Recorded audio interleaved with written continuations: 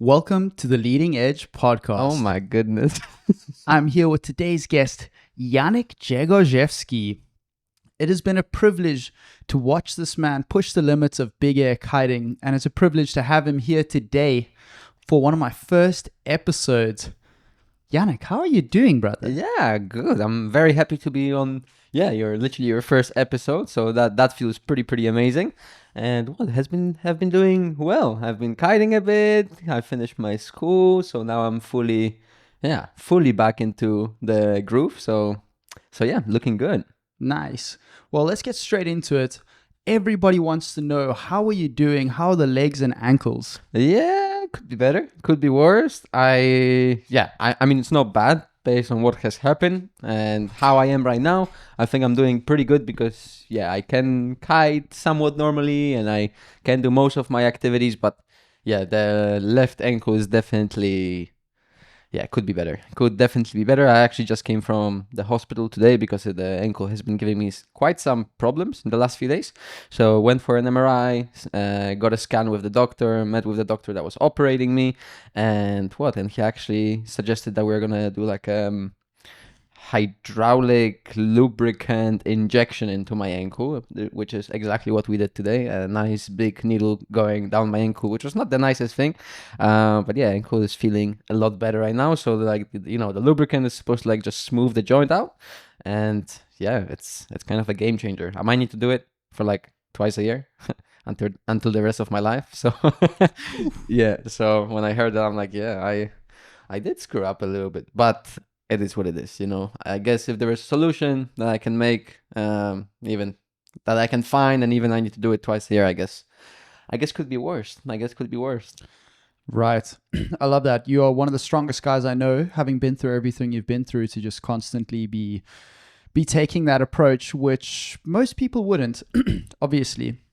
So mad respect. Bro, can we show them that video? Can I chuck it in on the edit? Yeah, absolutely. Cool. So you guys can see what the deal is there. With the needle. Yeah, so... Oh, yeah, absolutely. You guys can. It's just a bit gnarly. I'm thinking of posting on my socials, and I'm like, okay, graphic warning, or put something that, people, won't get too scared straight from the start. But yes, absolutely more than welcome to share it. Cool. So what is going on inside your ankles right now? If you could... Let's take us back to when you had the injury. What did the ankles look like? The bones, the ligaments, the joints. I mean, not the joints, the tendons, the cartilage. And what does it look like today? So when the accident happened, nobody really knew if I could walk, if I can kite again.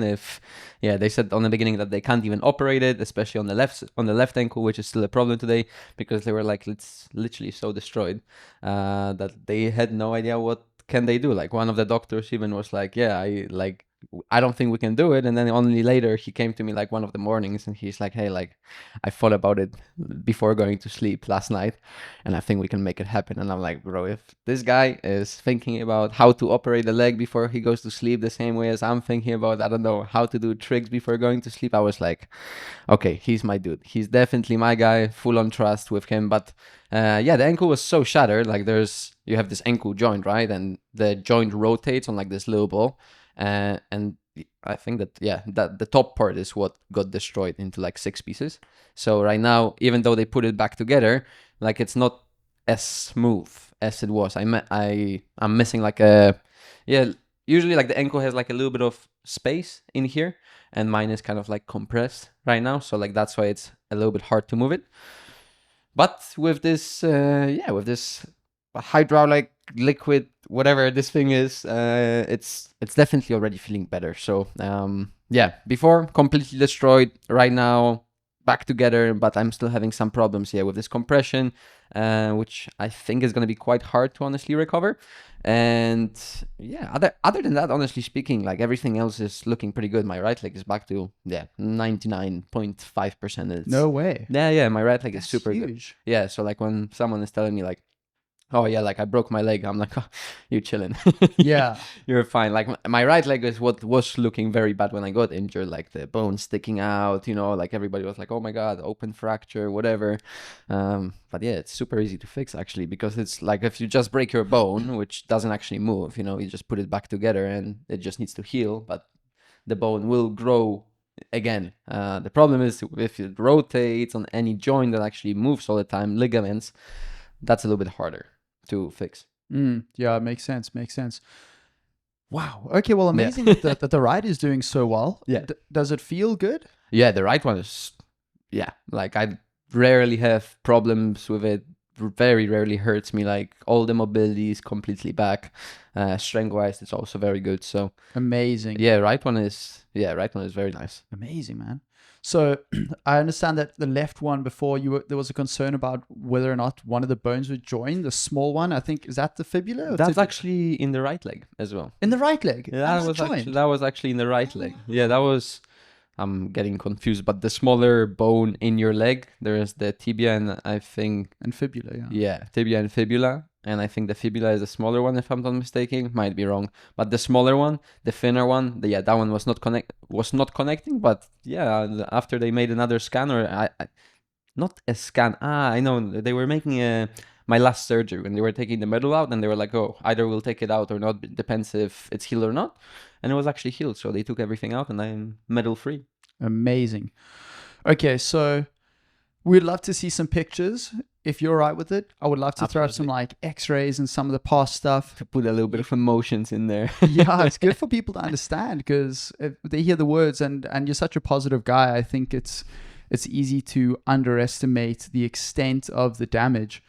Now, I want to take the liberty to say that I don't think that a regular civilian going to the hospital would have received the same extent of care that you've received. And I don't mean that to say that the medical professionals don't do their best with others, but I've seen the way that you've engaged with the support around you, the extent of the support you've gotten from Red Bull, from your parents, from your physio, from your surgeons, from the people at the hospital, and they absolutely fell in love with you, as we all do.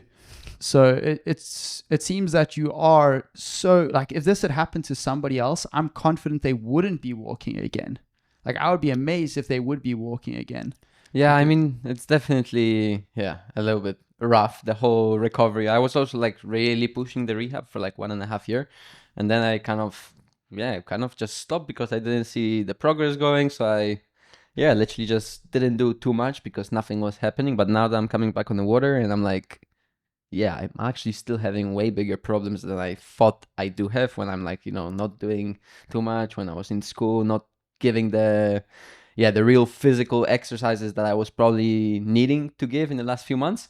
The ankle was feeling fine, but once right now I'm on the water and I'm like pushing it, taking off, landing on the chop, I'm like, it's definitely not there yet. It's definitely not there yet. So maybe I should have been working out a little bit more the last 3 months, but I think I didn't lose too much, so I just need to get back to it right now and give more exercise to the ankle. And I think, honestly speaking, like, I thought that my rehab is done after 1.5 years, whatever, like it's gone, nothing is gonna change. But now that I'm coming to realization after speaking to some of my friends, Hill and Zara mainly actually, that I might need to be doing this recovery for way longer than 2 years, 3 years, 5 years. Maybe it's just going to be, like an actual lifetime thing to be working on these ankles. So I just can't be stopping and I need to, keep on going. So that's the goal. That's the goal literally from now. With you. So when you're out riding, how concerned about the fragility of your ankles, the risk of re-injury, the risk of not just re-injury, but further injury, making it worse than before? Like, even I broke my toe in Cape Town, and that's like, if I wouldn't be injured, I wouldn't break that toe. And how did that happen? Yeah, so I broke it because my feeling in the feet is a little bit better than it was in Cape Town, but when I was still in Cape Town, like, if I put my feet into the strap, I was not fully sure if it was completely in, or like if my toes were grabbing it, or like it didn't feel perfect, and I still committed to the landing. And I'm pretty sure that my feet was actually not into the strap at all. Like, I'm pretty sure I just split it with my toes in between the strap, and then I just landed like this, and it didn't hurt. Nothing happened. Like, the toe completely bended to the side. I didn't realize, and then I actually even still put the whole feet inside the strap without even noticing. And only later, once the feet was in the strap, I realized that it was like my toe was bending to the other direction. So like, yeah, that's what it is, you know, like my ankles are just not, yeah, they are way more fragile. And even though the injured part, like my body is trying to like, you know, protect it even in the impacts or whatever, but other parts can get damaged because of that. And because my ankle is not the same as it was, yeah, like a little bit of feeling problems can play a role with, yeah, breaking a toe. And right now, because my toe has also been broken, like walking already, because it's the second biggest toe, so it actually also plays quite a significant role when you're walking, especially if your other part of the ankle is damaged, you know. So right now I have 2 damaged things, which though is not a biggie, but even those small little things, they actually play a big role if your other part of the ankle is not working, you know. So yeah, it's a little bit complicated, and I need to go slowly. It's definitely fragile, but yeah, but it's more so mentally right now that I'm like, I don't know if I can commit to this landing when I'm like, maybe my feet is not completely in. Like normally I would just commit, you know, whatever it is, what it is, like land hard. Maybe the kite loop is not catching you, like still smack on the legs, whatever. But right now it's, yeah, I need to ditch the board, watch out, because yeah, they are just not as strong as they should be for riding like that. With you. So if you were to go out, for example, I think up to 35, 40 knots, not that much of a concern, because generally you're on a 7 meter, you have total control of your landings. But what about those sessions when you get into like 55 or 60 knots and you want to be boosting 30 meters plus? Like, are you concerned about, you know, what if the kite isn't going to catch you? What if you have a heli loop where it's just like it isn't very effective and you drop from like 5 meters? I'm more so having problems right now, like rotations wise, because that's what I also got injured with. Like I don't have problems with just single loops. I think I could honestly go 30 meters high, do as slow of a loop as I possibly could, and I would still feel confident with it. But when it comes to right now rotations and me like coming out of the rotation and not being perfectly settled for landing, yeah, where I'm a little bit off to the side or whatever, or my, you know, even like if my leg is like not completely pointing at the board and it's just a little bit twisted to the side, like I'm already feeling scared of landing like this, because it's just not the same as it was. And yeah, like it gives some problems. On takeoffs hurts a little bit, on landings hurts a little bit. So yeah, I'm glad I can kite, but it definitely plays a little bit of a role right now. I'm with you. Well, you know, sometimes I'll have a small injury. I mean, I have a few small injuries myself, and you know, I'll stub my toe or I'll slam my finger in the door. And you know, you were saying that, oh, you know, obviously it's not a big one, it's just a toe, but a broken toe is actually a massive deal, and it's a huge impediment. And I think we realize when we have these small things like slamming your fingers in the car door, like, oh, that is painful. And then every time you're trying to use your fingers over the next few days, they interrupt your ability to do normal activities. Exactly. And yeah, I just think it's so funny that we're this significant being. We have, you know, 10 fingers, depending on if you want to count thumbs, whatever. Not sure the correct way to phrase. We've got 10 fingers, 10 toes. Why can't we lose one or break one and just carry on with life like it's not a big deal? Just like David Goggins. You know David Goggins? I heard about him. Oh, you got to bring the mic closer there. I definitely heard about him, but not sure. He's a badass motherfucker. So this guy, he pushes through broken ankles, broken shins, and just runs marathons and broken feet. Insane, man. But anyway, yeah, I think the point I'm trying to make is we're actually quite fragile. I think people like to speak about how resilient we are, but when you have a small break, it can be a huge impediment to doing normal activities. And yeah, the extent of your injuries is pretty massive, which makes it all that more impressive that you're finding ways to adapt to them and get out there and still perform at an insanely high level. I mean, the riding, we're going to throw up some riding clips. The riding that I've seen of you recently in Tarifa is, I mean, it looks like the same old Janek, which is unimaginable, bro. Ish. Close, getting there. Give or take a 1 or 2 rotations kind of thing. Yeah, give or take few rotations. Still beautiful though. still a little bit wobbly in the air sometimes. But yeah, this will come back. This will come back. I'm more so just worried, like, yeah, these rotations and landing, like these not perfect landings, you know, like when it's not perfect and you're like, okay, I'm gonna stick it easily, and it's like a little bit off. Yeah, like I literally in those little bit off moments, like, yeah, it's hard to commit, and it's even hard to think, should I commit or not, because maybe I should try it again, you know. But then if I try it again right now, maybe it's gonna impact me for even way longer time, and then yeah, the toe took me out for 5 months, you know. Now another something little thing would happen, would be another 5 months. So it's just all combining into a very long rehab. So I need to take it slow, and I think until it's really strong and I'm like, okay, I can take a big impact, you know, the kite will drop me, I'll kick off my board, I'll take it, then it's fine. But right now I'm even like, if the kite would drop me, and even though I would kick out my board, I don't know how is that water penetration from 10 meters is gonna be on the ankles. Like that would still be quite an impact. Wow. Yeah. Wow, and that's just water we're talking about, Yeah. just pin dropping in, eh? Yeah, just pin dropping in. I don't think They can sometimes hurt, eh? Like, remember in Oman, you did that one kite loop board off, and the kite just completely didn't catch you, and you said your feet were stinging. Yeah. That was funny, man. Yeah. I've also had a couple of those. No, yeah. I looped my 12-meter XR6 once in Brazil, and it was going great. And then one of them didn't catch me, and I just came slamming into the water. I didn't even hit the freaking mud, just the water. The force of the water stung, dude. It hurts. So I can imagine. So, I mean, so you're still pushing these crazy tricks when you're afraid of penetrating the water being a risk. So you are ready.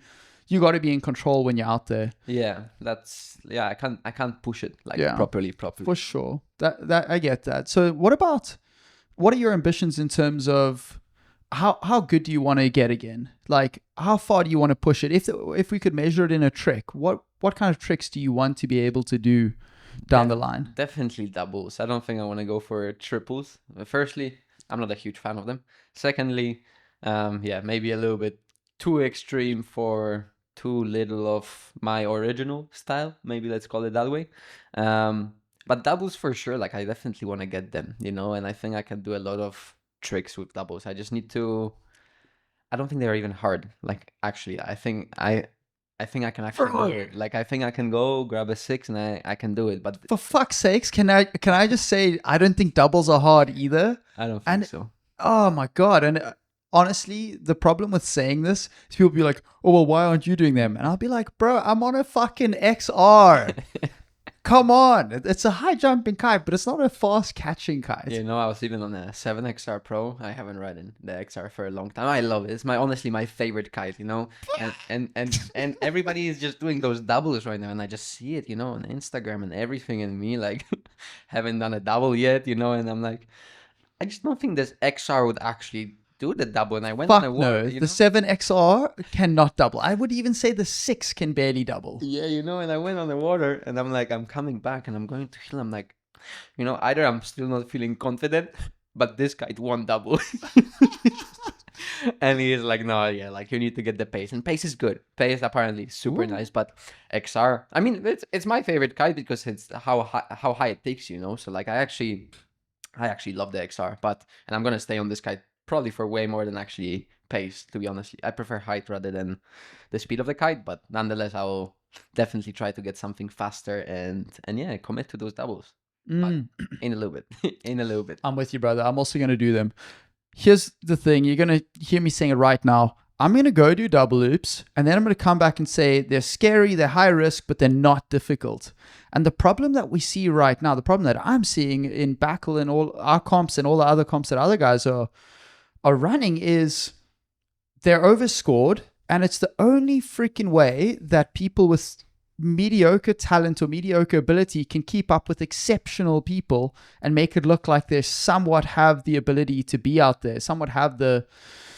I think, you know, the bigger problem is before when I was in Tarifa, okay, like when I really came in here, when everybody was still riding C-shapes and 9 meters, it was always 9 prime, you know, it was no matter 50. That was just Julian. Yeah, but that was Julian, and Julian was one of the main guys in here at the time, for sure. Yeah. And it was always 9 prime, Aussie was coming, always 9 C-shapes, crazy. Then it started going to the 8 meters and bow kites and everybody. And I really enjoyed that phase. I think that was super good. You defined that phase. Well, thank you very much. But like it was all about using the bow kites as it was like a completely different than sea kite. Like everybody was like, oh, these kites actually are really good. They can fly way higher than the sea kite, pulls less in the kite loop, still recovers. But right now, like I'm coming to Balneario and people are taking 5 meters. And I'm like, we're going off a little bit already. Like don't get me wrong. Some guys, like I don't know, Jamie, Cohen, Hill, Jeremy, like Andrea, obviously, Lorenzo, Sahar. Like there's so many guys that are pushing it so much. But like, I don't know. These doubles are. I don't think we should be going in a direction that we're pushing so into the extreme and not get the height that we have been getting previously. And these doubles that have been done in full power, super good, amazing, like very powerful. Doubles that have been done in Lords of Trump, amazing. But like, King of the Air as an example, final. Like, wow. I don't know. For me, Jeremy was the winner, Like Jeremy was going off, was just going so high, so smooth. Like it was flawless, flawless. That's how you call it. Yeah, I mean, if you look at the difference in height there, he was going almost double their height.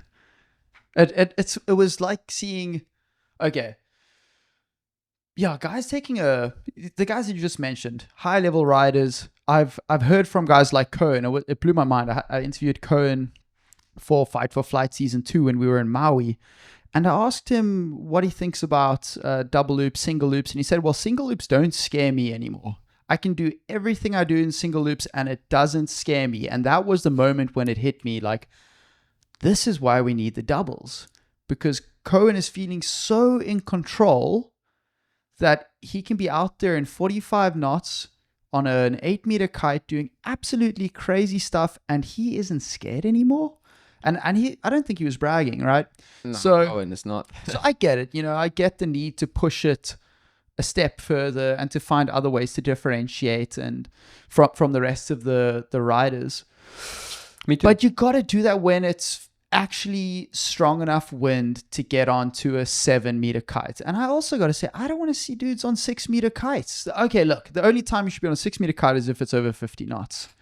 Otherwise, it's like, okay, so you made the kite loop twice, but you went 12 meters high. Yeah. And what about after the loop? Okay, let's talk about the quality of double loops. When is a double loop epic and you're like, okay, that's sick? And when is a double loop like, what is the difference between an epic and a crappy double loop in your books? I think epic is just when you continue with the loop that goes for the second one, no matter if it's an S loop or if it's a double loop, like if it's either a continuous rotation or an actual S rather than kite loop and another kite loop or S up and another, the other direction. I think that's what it is about. And then of course comes the kite level as always.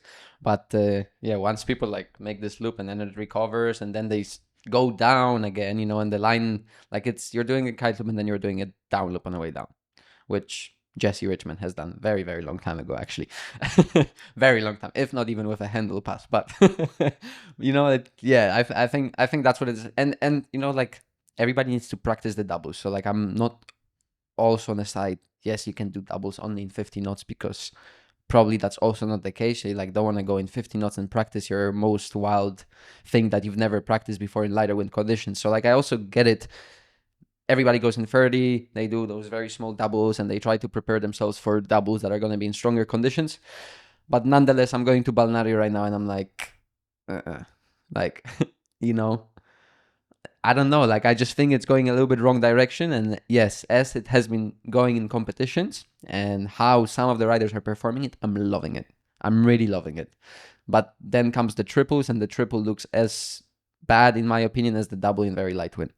It's just like, foo, foo, foo, like, I don't know, like, I prefer if someone would do a straight jump and would rotate very smoothly, like Jamie does. Like, I'm a big fan of Jamie right now, actually, like, so smooth, dancing in the air. So, I think that's the style that we should be following, honestly speaking.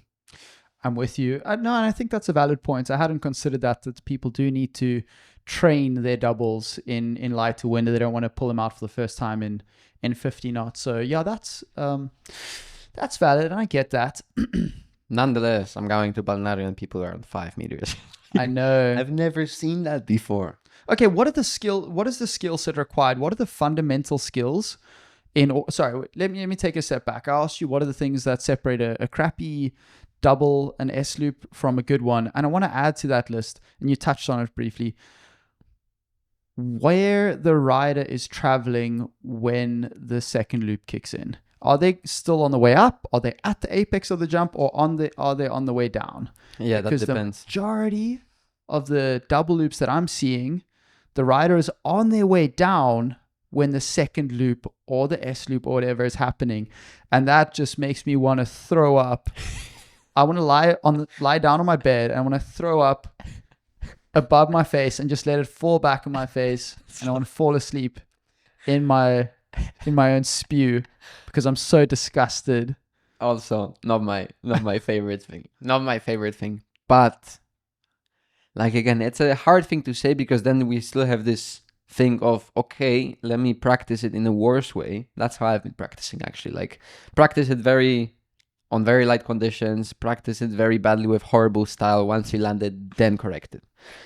So we could take it again in here. Practice it very badly, do one loop, wait, do another one. Okay, now do the second one a little bit earlier. Now a little bit earlier. Now a little bit earlier, and then maybe at some point you're going to actually start making it like this. But you still have this phase of going there in a maybe not the nicest looking way, which again, I love the doubles. But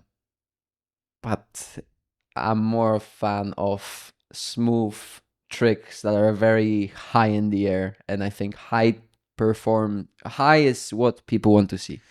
Totally with you. Totally. And it's not just about what people want to see, but that's what attracted us to the sport in the first place. It's flying. And if your air time is going down to like just under 6 seconds because you're not going very high and you're falling towards the water and you're barely getting caught by the kite and you're missing that massive height, that massive distance, that floaty come down, then it's like, man, why would you want to do that? You can't tell me you enjoy that more.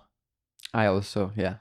Or maybe because I'm after an injury. Maybe that's because I'm also right now like, yeah, maybe this super extreme, I don't enjoy it that much, where this flying, I do enjoy it more, and I might be definitely biased even though I don't realize it.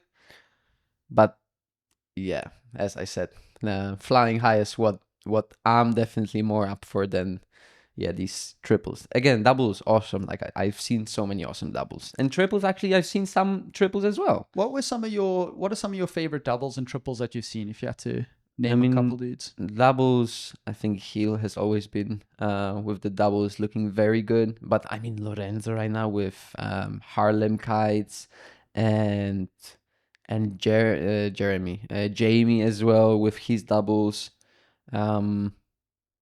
Yeah, Clemore's done a couple big ones.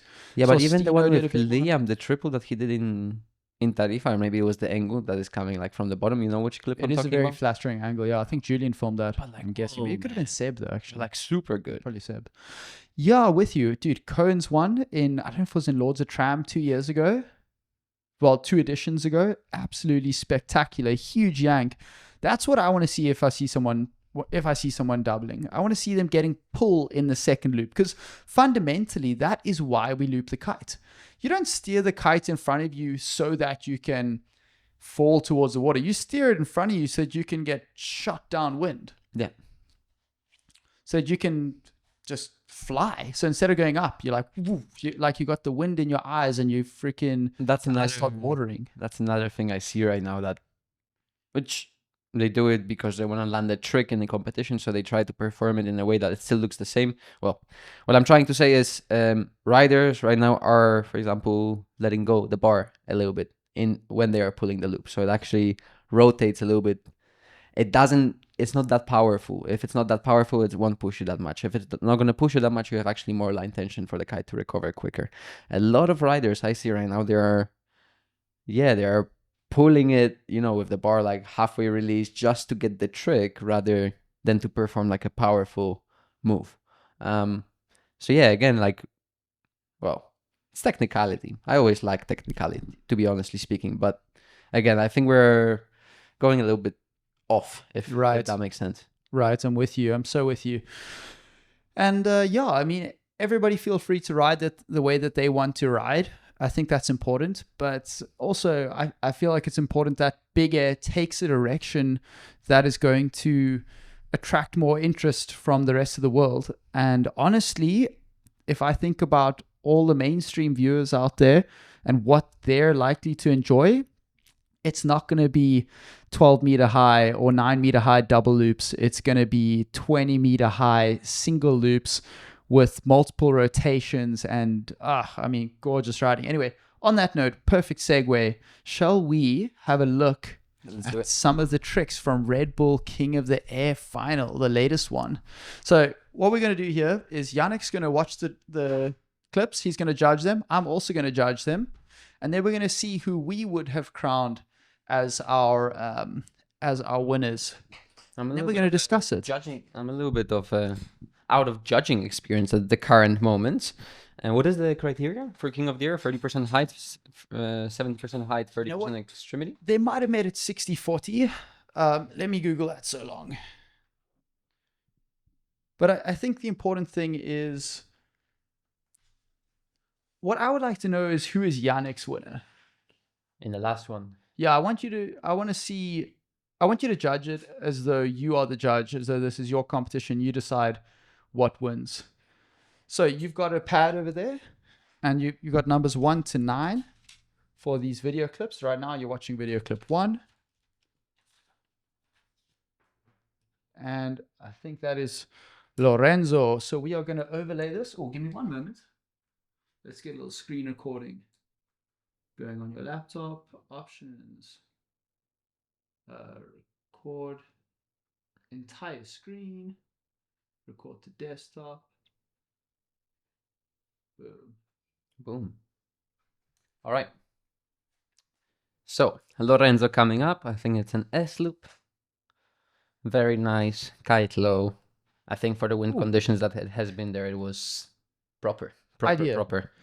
Before we actually judge the tricks, let's watch all of them. Exactly, because then you get context. You understand what's feasible, what is excellent, what is crap, what is mediocre, and you can place it all on the scale. Exactly, because putting numbers to a trick an arbitrary number. Yeah. And then, I need to put that one a bit higher, but now all of a sudden there's not enough room. And someone actually, exactly. Which, by the way, interesting is, to me, one of the problems with big air competitions is that we judge the tricks during the heat, and you don't know where tricks are going to go. You don't know if they're going to get much better or much worse. So you end up with a non-linear scale. Yeah. It's almost like what we should do is watch an entire heat, then take a moment to watch back a couple of the highlight tricks, and then judge those tricks with a fresh mindset, knowing everything that was performed. I tried to offer video reviews, but didn't happen. So I think King of the Year is not going to have video reviews. With you, but maybe Backle can, and maybe we can think about it. But in any case, it's right. Let's go ahead. So this one? So this one is Lorenzo. Highest scores combined. And I think let's talk people through what you see here. All right. So again, Lorenzo with the S loop, kite leveled, super nice. I would definitely give it a high score. Andrea, kite a little bit higher, and as we've been speaking before, like the second loop that is coming in, not exactly right after. And then and I know Jeremy is less extreme, but like how far did he fly, and how smooth was everything? Yeah, and the height as well. I mean, compare the heights of that one. Exactly. What did you say there was? Let's play that one back. Yeah, low. What, 12? Take it back a little bit, I think, and then we can see. Under 15. I would even say under 12, to be honest. Like I would call it between 10 and 12 meters. Oh, between 9 and 12 meters even. I think a lot of people underestimate how high 10 meters is. And then I like to point out a building and be like, okay, well, like that's 10 meters. And then they're like, what the fuck? So you're telling me when I get 10 meters on my device, I'm jumping higher than that? I'm like, no, you're not jumping higher than that. Just your woo is inaccurate. I'm sorry. I always check it a little bit from the kite where it is on the takeoff, which is always a little bit hard to assume. But let's say more or less 20 meters is there where the tip of the kite is, more or less, And then he's getting halfway through it. Yeah, maybe a little bit over half. So yeah, it's 10 to 12 meters. Yeah. Okay, cool. With very bad, Yeah.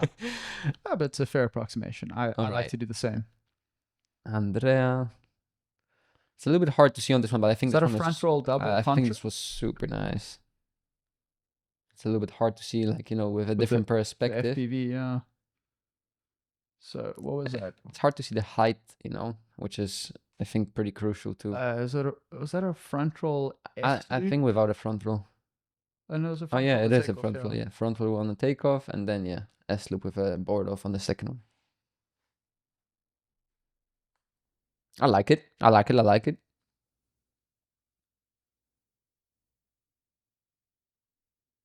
You see, like, how far he glides, spins all the way through.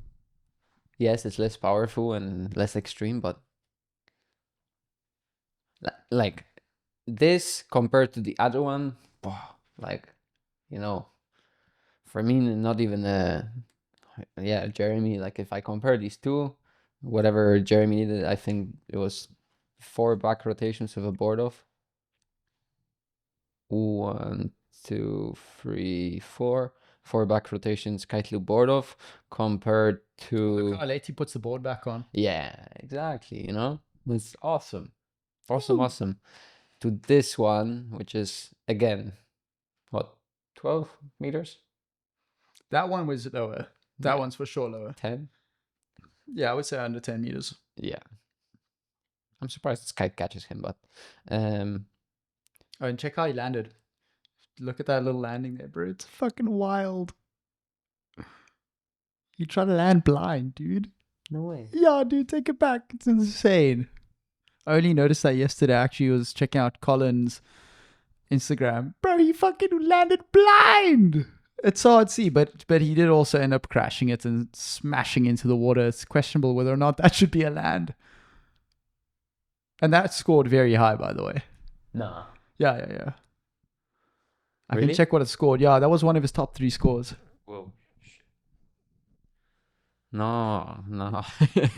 No, man. Should that have scored? I love Lorenzo, but... No. Okay, I just want to clarify. What we're talking about here is not attacking the riders. No doubt, Andrea, Lorenzo, Jeremy, they're going to see this, right? But what we're talking about here is, it's pretty important. It's pretty important we speak the truth. And we also realize, Janek, we realize that these guys are riding in the way that they believe is going to win the competition. That's their job. Their job isn't to put on the best performance that they love and walk away saying, well, I'm proud of myself. Yeah. Even if I didn't get as far as I could have. It's like, no, fuck that. They're here to win. These guys are killers. They are competitive beasts. They are there to win. Absolutely. And they're played to the criteria. So no insult to anyone. If criteria is 60% height or 70% height. Let me check that. I told you I'd check it. Then they went to criteria based on the criteria that has been last year. Sorry, but I also just want to say, if you say that the criteria is 60% height, 40% technicality, extremity, or whatever, stick to it.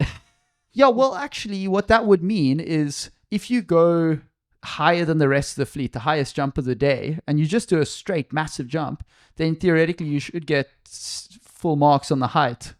Full marks on the height. Which would mean 6 points. So you go as high as possible, and if it's 70-30, as they've had it in previous years, then you just need to jump as high as freaking possible, and you're already getting 7 points. So, which obviously isn't the case, and that wouldn't make sense, and that isn't the show we want to see. We don't want to see somebody going and doing a 20-meter high scent jump or a 20-meter high straight kite loop getting 9 points. Like, come on, we want to see a 20-meter high kite loop board off late back roll with an added rotation. Like, yeah, I guess we don't want to see straight jumps. Of course not, which is why I'm highlighting the fact that the criteria are actually quite... They're inaccurate. That's not actually what they're judging. If you get full marks on height, if you say it's 70% height, then you should get 7 points for going super fucking high, higher than everybody else has gone today. Go do a 25-meter high straight jump, you're going to get 7 points. You do a couple other nice things in it, you're going to... And clearly, that's not what they're scoring here. So I'm highlighting 2 issues. One, the fact that the judging is not consistent with the description of what they want to see from the riders. And two, that actually in this scenario where these other guys are clearly going much lower and getting higher points, it's another example of it not being consistent, but in another direction, if I could say it that way. It's almost like they're going like 30% height, 70% extremity is the way. Like this height is just too low for King of the Year final. Yeah, you heard it from the man himself. Let's keep watching and let's judge these tricks. So here was Andrea that I skip as well. But the contra, the first one is good, but the second one is not. Yeah, not maybe my favorite. While Jeremy is going full on what I would like to see, you know? Yeah. I mean, if I'm supposed to judge it, then let's go again.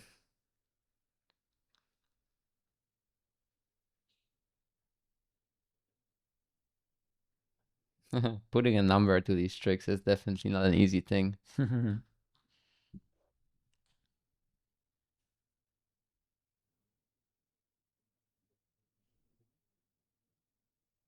I am struggling to find it being documented what's going to win. I think I saw it the other day on the North website.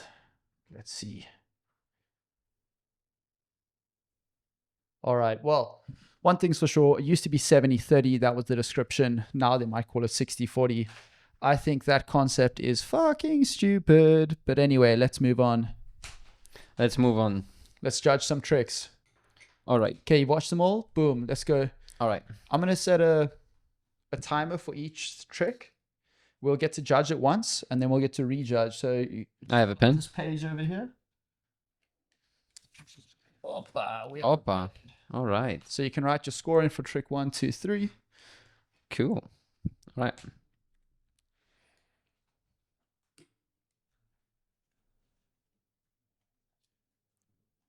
I think still lower than any other loop. I think let's not discuss let's Alright. score independently. All right. Forget what everybody else scored. What would you score it? Cool. We go further? Yeah.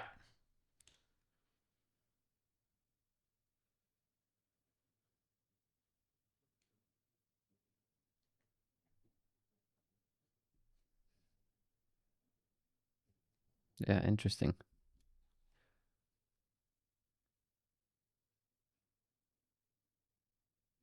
Like for me, this is so much better, you know?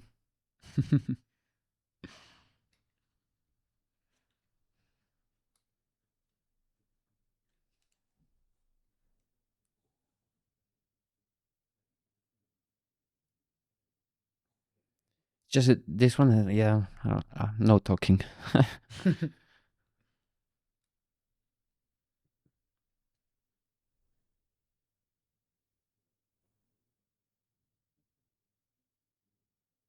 Can we play that one again? Yeah, it's super hard to check the height Yeah. of this one. Not just the height, even like what he's doing. Front look at- S-loop board. Yeah. Oh, no. Yeah. Is it S-loop? I think it is. No, it's a double contra. Or, no. No, That's it's an S-loop. S-loop, yeah. It is an S-loop. Tough one to place it there.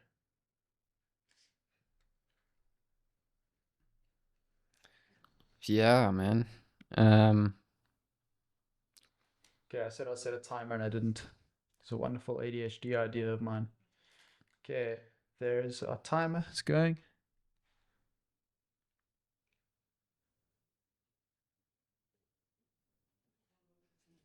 Is that a tic-tac in the middle there? No tic-tac. No. Okay. I'm putting a lot of 7s and 8s, bro. I think I need to change my strategy a little bit. That is also the way they often score in King of the Air, to keep it safe. They don't venture outside of the realm of 6 to 8 points. Yeah, because it's pretty hard to be judging all of it, you know? Yeah. Yeah, Okay, I not need to as watch bad. that. I need to watch that again though. Okay, back roll, S loop, late back roll, blind landing. Yeah, and a butt check. Yeah.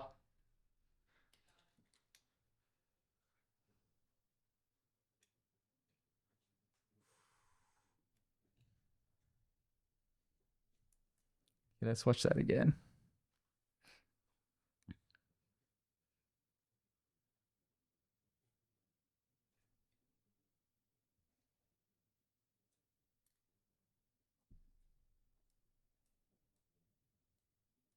Yeah, this one he did a tic tac.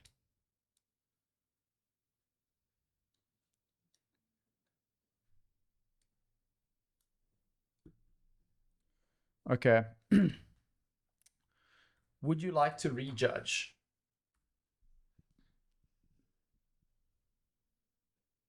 Trying to see something. Yeah, this one is way higher. All right, so I was thinking correct. Yeah, I'll put this one less than the previous one. Cool.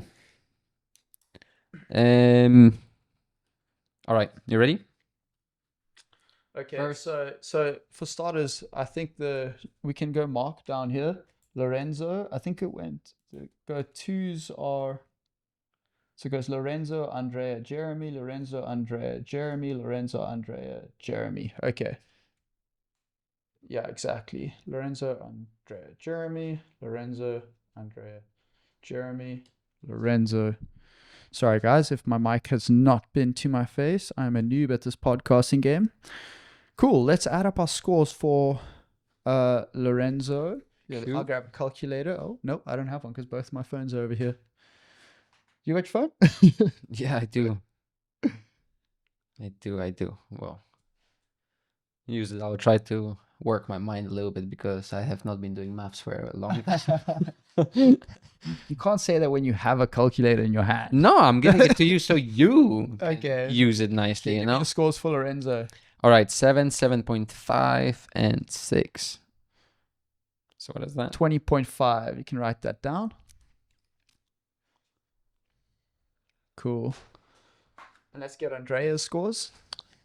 7, 7, Mhm. 6.5.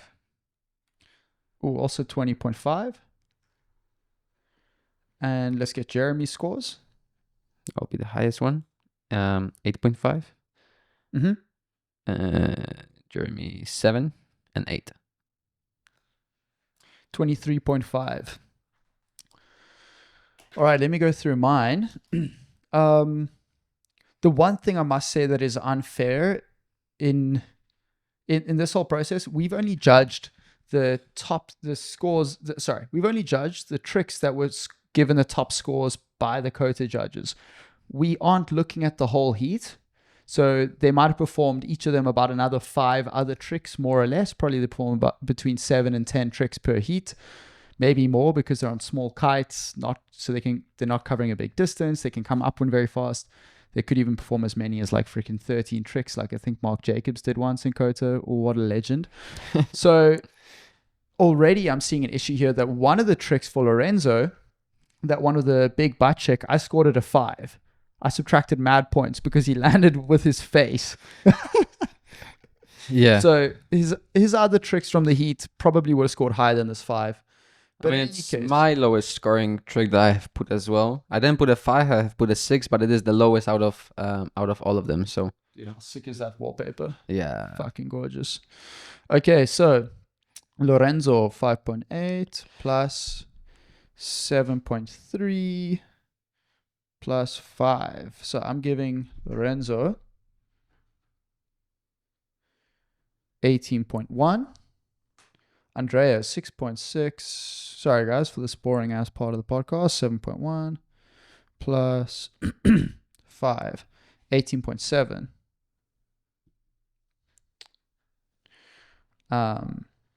Cool. And Jeremy. Yeah, it's hard for me to decide second, third. Lorenzo and Andrea, definitely 2 different styles on this one. One super low kite angle, the other one has more height. So, sorry, just my score. Jeremy, 26.5. I gave him a total 26.5. So in my books, the riding that he exhibited in that heat far outperformed the riding exhibited by Andrea and Lorenzo, which once more. Okay, so this is an interesting idea, right? This brings up a whole interesting can of worms for Janek and I to discuss now about judging. So I'm super excited to go down this little rabbit hole. How do you feel about discussing judging? Yeah, let's go. All right. Whew. For starters, how do you feel taking judgment on another rider and their performance? It's not easy starting off, especially because I know that one day they'll be possibly watching that and they'll be like, yeah, this one is a 6, it was a big bad check or whatever. So I already feel like, yeah, I can't be too rough, but at the same time, I mean, it is how it is, but nonetheless, even just from this judging right now, I'm like, it is very hard to judge. Nonetheless, it is very hard to judge, but I don't think it's too hard to compare. And I could agree with wrong scores, but not with wrong final decisions, if that makes sense. You spoke about it being difficult to judge heat. What are some of the other things that make it difficult to judge? The difficulty starts from the very beginning. Like, you don't know what score to put on a person without seeing other people ride. And I think that's the main one. So that's why that's why I said again, like, I think you can be wrong with for the numbers in the score, because they are they are just numbers according to your opinion, pretty much. But I don't think you can judge the heat wrong. Like, you can still compare and, have your opinion on who is better and who is worse, depending on the whole heat. So numbers wise, maybe you have 26, I have 23, like, it is what it is. Who's your second? My second, I had Andrea. For me, it's 50-50. I could see it going the other way because, frankly, Andrea's loops were pulled so late, but he did go higher in my books. I think Andrea went higher than Lorenzo. I think Lorenzo was barely breaching the 10-meter mark. He did go higher. I gave to Lorenzo higher because the tricks that he has done in the competition have never been done before. And just something, I think innovative, different. So that's why it was my more so like, if I need to choose one, even though it's 50-50, that's why I would choose Lorenzo. I think let's not get too much into the details of this heat, because I could also see it both ways. But without getting too much into the details of this heat, so you feel that it's difficult to judge, for one, because we're assigning scores, and these are meant to be relative scores, as in theoretically later on when you see a trick, that trick score should be relative to a trick that you saw at the start of the heat. And if it's a better trick, it should be getting a slightly higher score. Correct. But it's kind of hard because the scale can potentially shift in your mind as the heat goes on.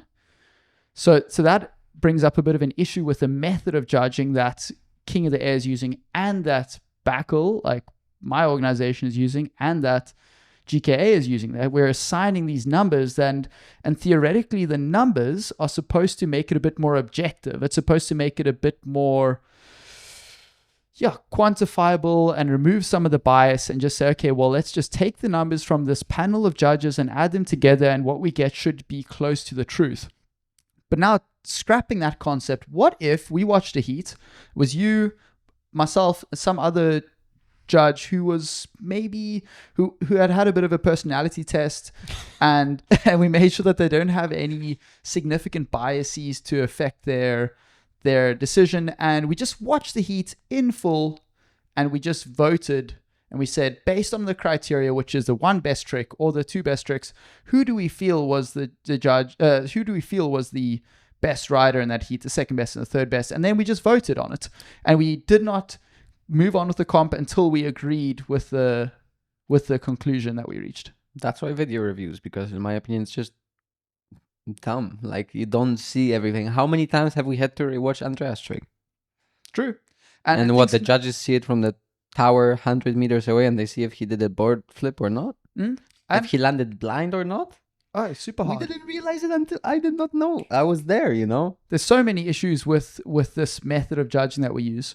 Not to mention where the rider jumps. If they jump further out, they're going to go way above the horizon more easily than if they jump right in front of you. So the height is hard to judge, especially from that vantage point. So, but back to the point that you just made, it's so difficult to assign points throughout the heat because things can go all over the place, and the initial scores you get, it's just like you don't have all the information yet. You do have the context of what else other riders have performed during the day, but it does seem to be a slightly flawed method of accounting for riders' performances. Absolutely. Yeah. Okay, now let's talk about the skill level required to be a judge and to estimate the difficulty of the tricks being performed. I mean, here we have you, who's certainly one of the biggest innovators that we've had in big air kite surfing. Not trying to blow smoke up your ass. You are one of the biggest innovators. You're the guy who brought kite loop board off rotations properly to the table. I mean, first guy to do kite loop board off late back roll. First guy to do back roll kite loop board off late back. I think Mark Jacobs was actually first, but very low. Yeah, I know for sure. Mark did definitely. Don't want to discredit him, but proper height. There's been a few world's first. You've had a bunch of world's firsts, and you were blazing the trail by a long shot before others caught up with you. And when they caught up, man, they caught up fast. They caught up quick. Yeah, but you blazed the trail, and we know that's the hardest thing to do. So right here, theoretically, if Janek were to become a judge, there's some past experience to draw upon. How experienced a big air kiter does someone need to be, in your opinion, in order to be able to judge a heat like this? I think he needs to be experienced enough to at least know what's hard or what isn't. Even though I don't perform doubles right now, again, I might be wrong, but I think a single double is not hard, but once you start adding rotations to it, that's when it becomes difficult. That's when it's very hard to make a proper double. It's very hard to make in conditions like we see in here, double, that actually still looks extreme and that is still high. So I think there's a lot of things playing a role, to be honestly speaking. Was that still screen recording? Yeah, I just turned it off. Loads of things playing a role. If you had to name some requirements, if you were like, I am in charge of Red Bull King of the Air, I'm Janek Grzegorzewski, I'm now the sportive director, I need to make sure that this is a fair competition, etc., etc. What would your requirements be as the sportive director, minimum requirements for a judge in terms of their riding ability? I want to hear, how high must they be able to jump? What must their loops look like? What kind of rotations, if at all, do they need to be able to do? Give me your opinion. On one hand side, sometimes I feel like if someone is really into the sport, he doesn't necessarily need to be capable of doing these tricks, but he needs to be informed by the people who are doing it of what is hard and what isn't, to clarify his opinion. I can say that doubles are not hard, but if I would be the judge, and I am actually going to be in Egypt this year, so What are you going to be judging? Winds of Sinai? Yeah, that's the one. Sick, bro. Yeah, that's the one. Red Bull is partnering with that, and they're taking me there, so I'm going to be judging there and hopefully making some little small projects on the side. So but like the judge just needs to know how many new tricks there are out there and what is hard and what isn't. Is it harder to put the kite low, or is it harder to make a few rotations? Is it harder to make a double, or is it harder to make a single with a few rotations? And then there comes the style preference as well. But I think there are just some things that are very hard to do and some things that are very easy to do. Hard, Lorenzo, even though he didn't go super high, that's why I gave him my personal higher score, because he did a double with 2 rotations and a board off. I haven't seen that before, and I think it's very, very technical, even though it was at 12 meters high. But because it's so technical, I gave him higher points, if that makes sense.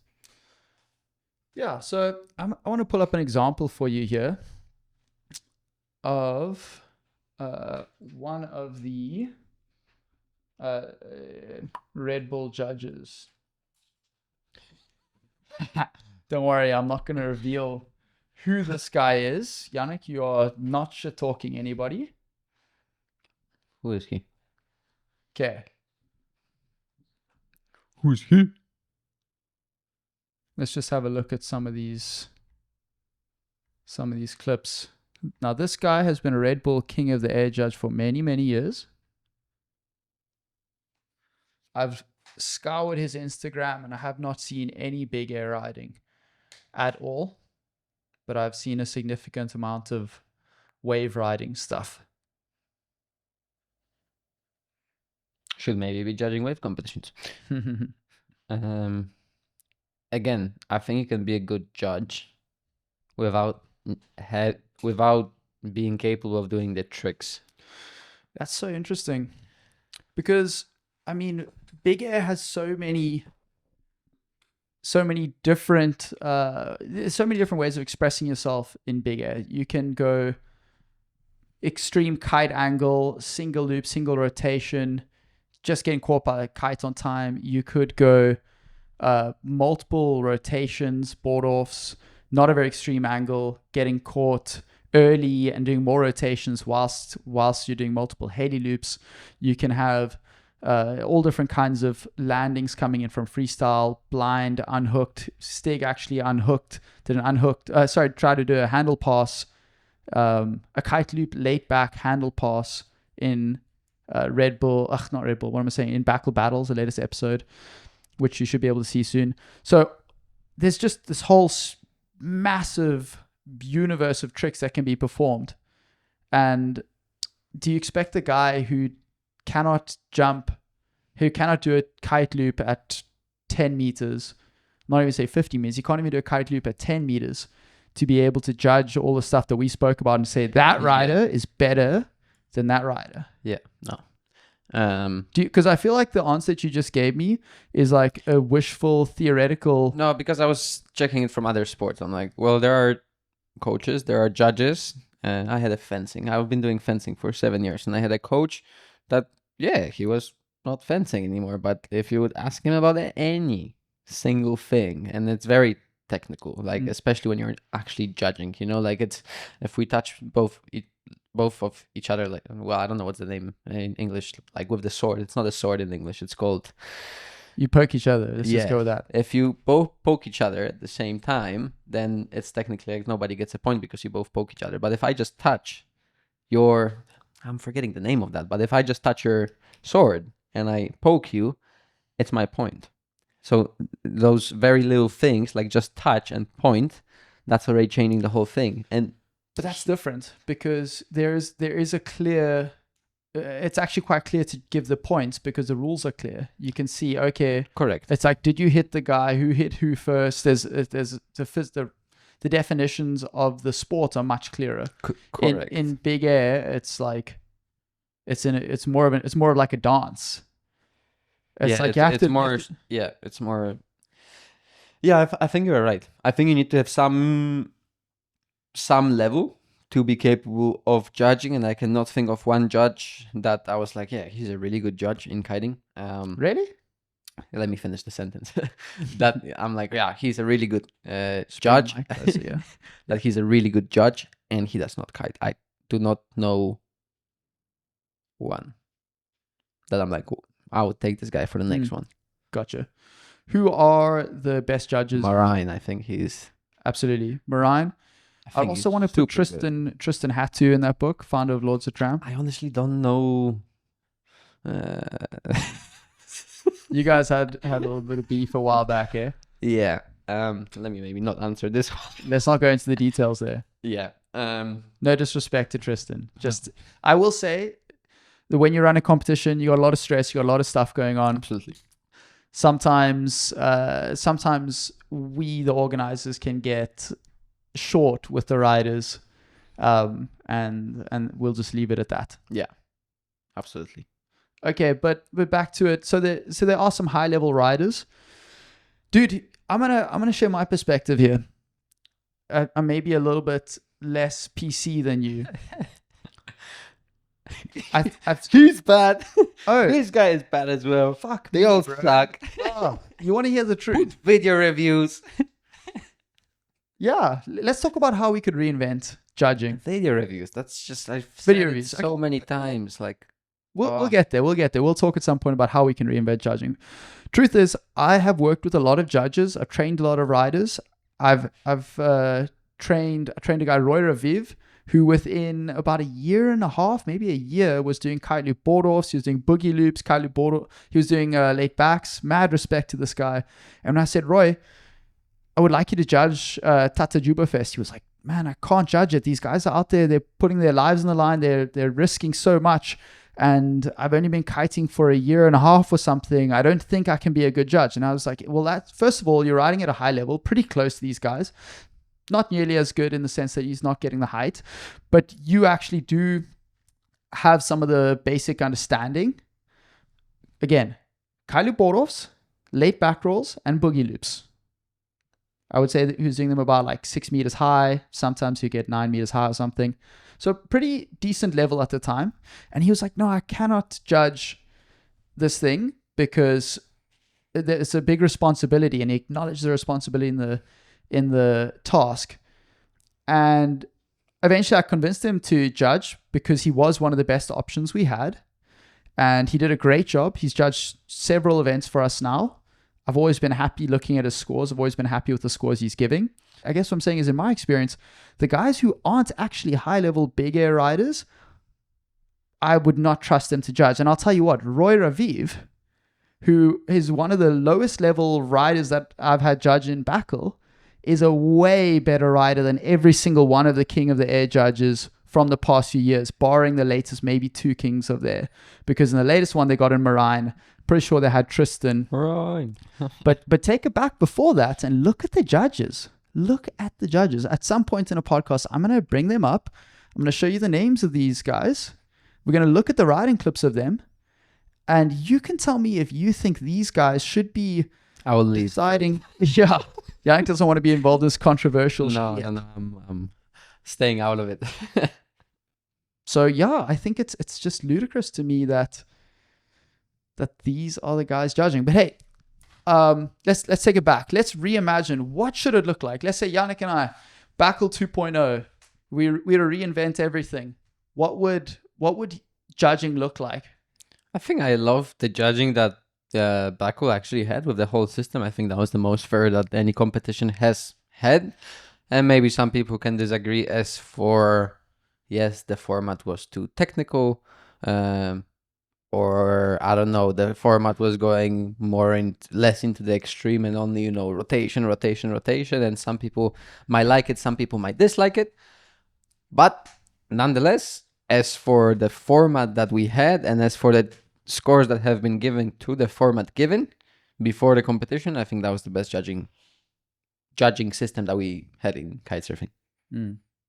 Thanks, bro. Appreciate that.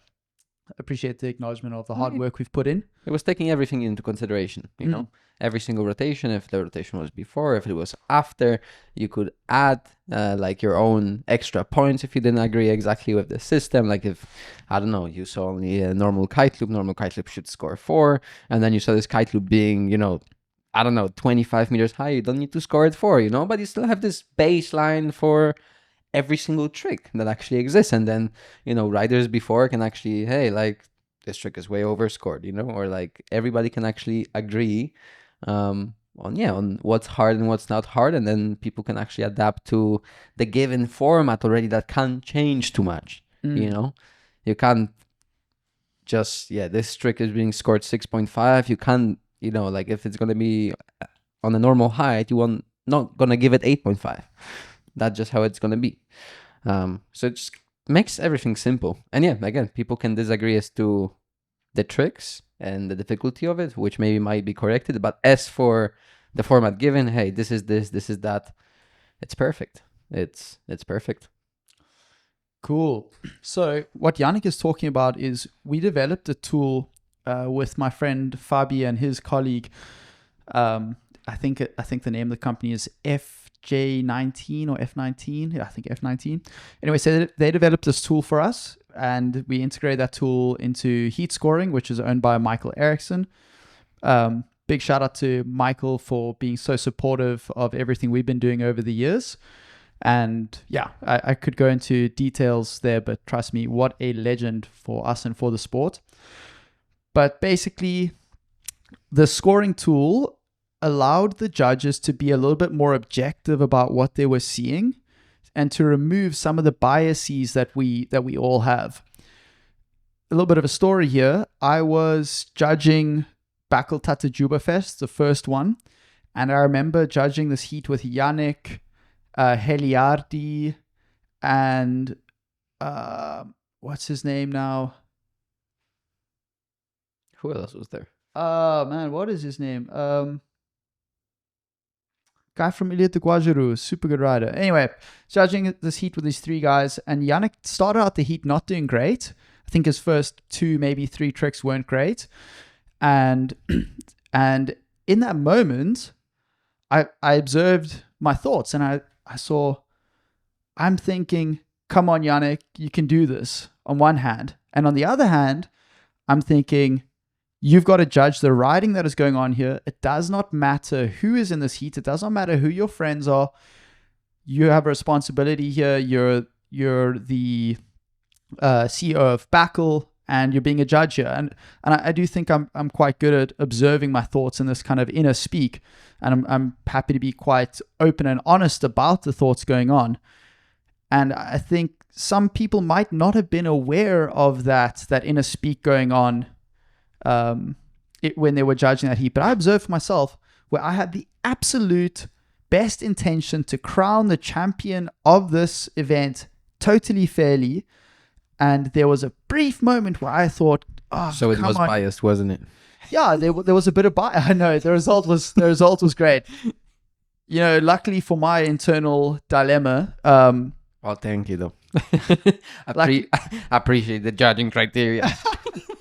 Luckily for my internal dilemma, Janek ended up kicking ass later in the heat. But just the mere fact that there was a voice in my head that said, come on, Janek, you can do better than this. Like, that's fucked up. So I wanted to find a way for us to remove that bias and focus objectively on what the rider is doing. So what the scoring tool enables us to do is break down tricks into different phases. You have the takeoff phase. What are you doing in the takeoff and on the way up? What are you doing during the loop? Because 99% of our tricks entail a loop these days. What are you doing during the loop, and what are you doing on the way down? So picture a diagram where there's a vertical line straight up, there's a horizontal line during the loop, and there's a line down, sloping downwards. And you can do added rotations, you can do 1-footers on the way down, all kinds of things. Pretty much every trick can be broken down into these phases. And it's pretty safe to say that performing things during the takeoff, rotations, etc., during the takeoff, is a bit easier than performing things during the pull of the loop, and then the difficulty compounds as you combine more and more things together during the loop, because there's this moment of radical pull. You might be steering the loop with one hand, you might be rotating and taking the board off.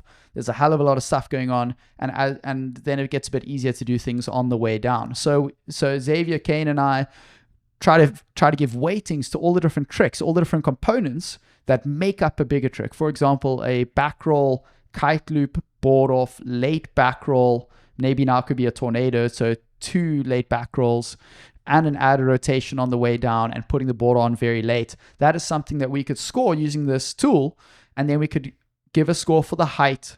We could plus or minus points for height, plus or minus points for style, and plus or minus points for power. How aggressive was it? And it would spit out a good score, and it was a good starting point. And then I like to reiterate that the judges always had total control over the score at the end of the day. But what it forced us to do was say, I'm focusing on so many things. I'm going to forget who the hell this rider is. I'm just going to look at what trick did he do? How does that stack up compared to everyone else? and that's going to be the score. So yeah, I think we had a pretty good solution. I think it had shortcomings, extremely difficult to train people to use the system amidst the total chaos of trying to run a competition and run a live stream, keep sponsors happy, etc., etc. It's always so difficult to make sure you put the full focus on the necessary focus on judging. But I think we certainly gave it our best. And yeah, I do think it was a good solution, and it needs to continually evolve with the riding. So, but yeah, what else was good about it was that the riders would have an idea of what their tricks would score before the comp would happen. Exactly. And that's something you quite liked. I loved it. You can disagree to the judging criteria, but you cannot disagree. Like once, like if you need to prepare for a comp, they tell you 70% height, 30% extremity. What do you think? That you need to go high. Like the most important thing that you need to do in a heat is go high. Like that's what it says. And then later it reverses and it's actually, well, no, it's 30% height and it's actually 70% extremity because of whatever reason. Then yeah, it's a problem. And then also if you don't have video reviews on top of that, then again, it's a problem because we already discussed, like we cannot judge properly, like, without going back, seeing actually what Andrea did. Is it a kite loop? Is it an S loop? There's so many things happening at the same time. Like video reviews should be, oh man, how are video reviews not there? Like it's ridiculous actually. It's really ridiculous. I totally agree with you. Now, being in a position where I am I've pulled away from the competitions at the moment. I have a fresher perspective than I've ever had, and I'm able to more objectively evaluate the things that we've been doing in the past. I'm no longer so attached to my method and our methods. So now I'm looking at this and the process of judging, and I'm also thinking, hey, this could be done so much better. Here's an idea. You film the whole heat. Don't use FPV angles for trying to rewatch the clips. At the end of the heat, you watch just the tricks that were performed, and then depending on the judging criteria, I mean, you might be looking at the single best trick that was performed. You might be looking at the top 2 or top 3. Can massively influence the process. But let's say, for example, it's just the top 2 tricks that were performed. Somehow we need to figure out what were the top 2 tricks performed. Every judge needs to have an opportunity to watch those tricks over and over again, not necessarily even assigning a score to it. And then these 3 judges who need to have an equal, I want to say, kind of power.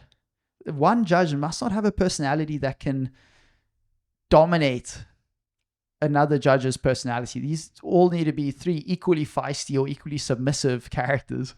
I'm going to say feisty because that's like what you like to find in big air. Very opinionated. They need to sit there and deliberate and figure out who should have come first, second, or third. Screw points. Who should have come first, second, or third, and wait until they reach a result, and then we go on with the competition.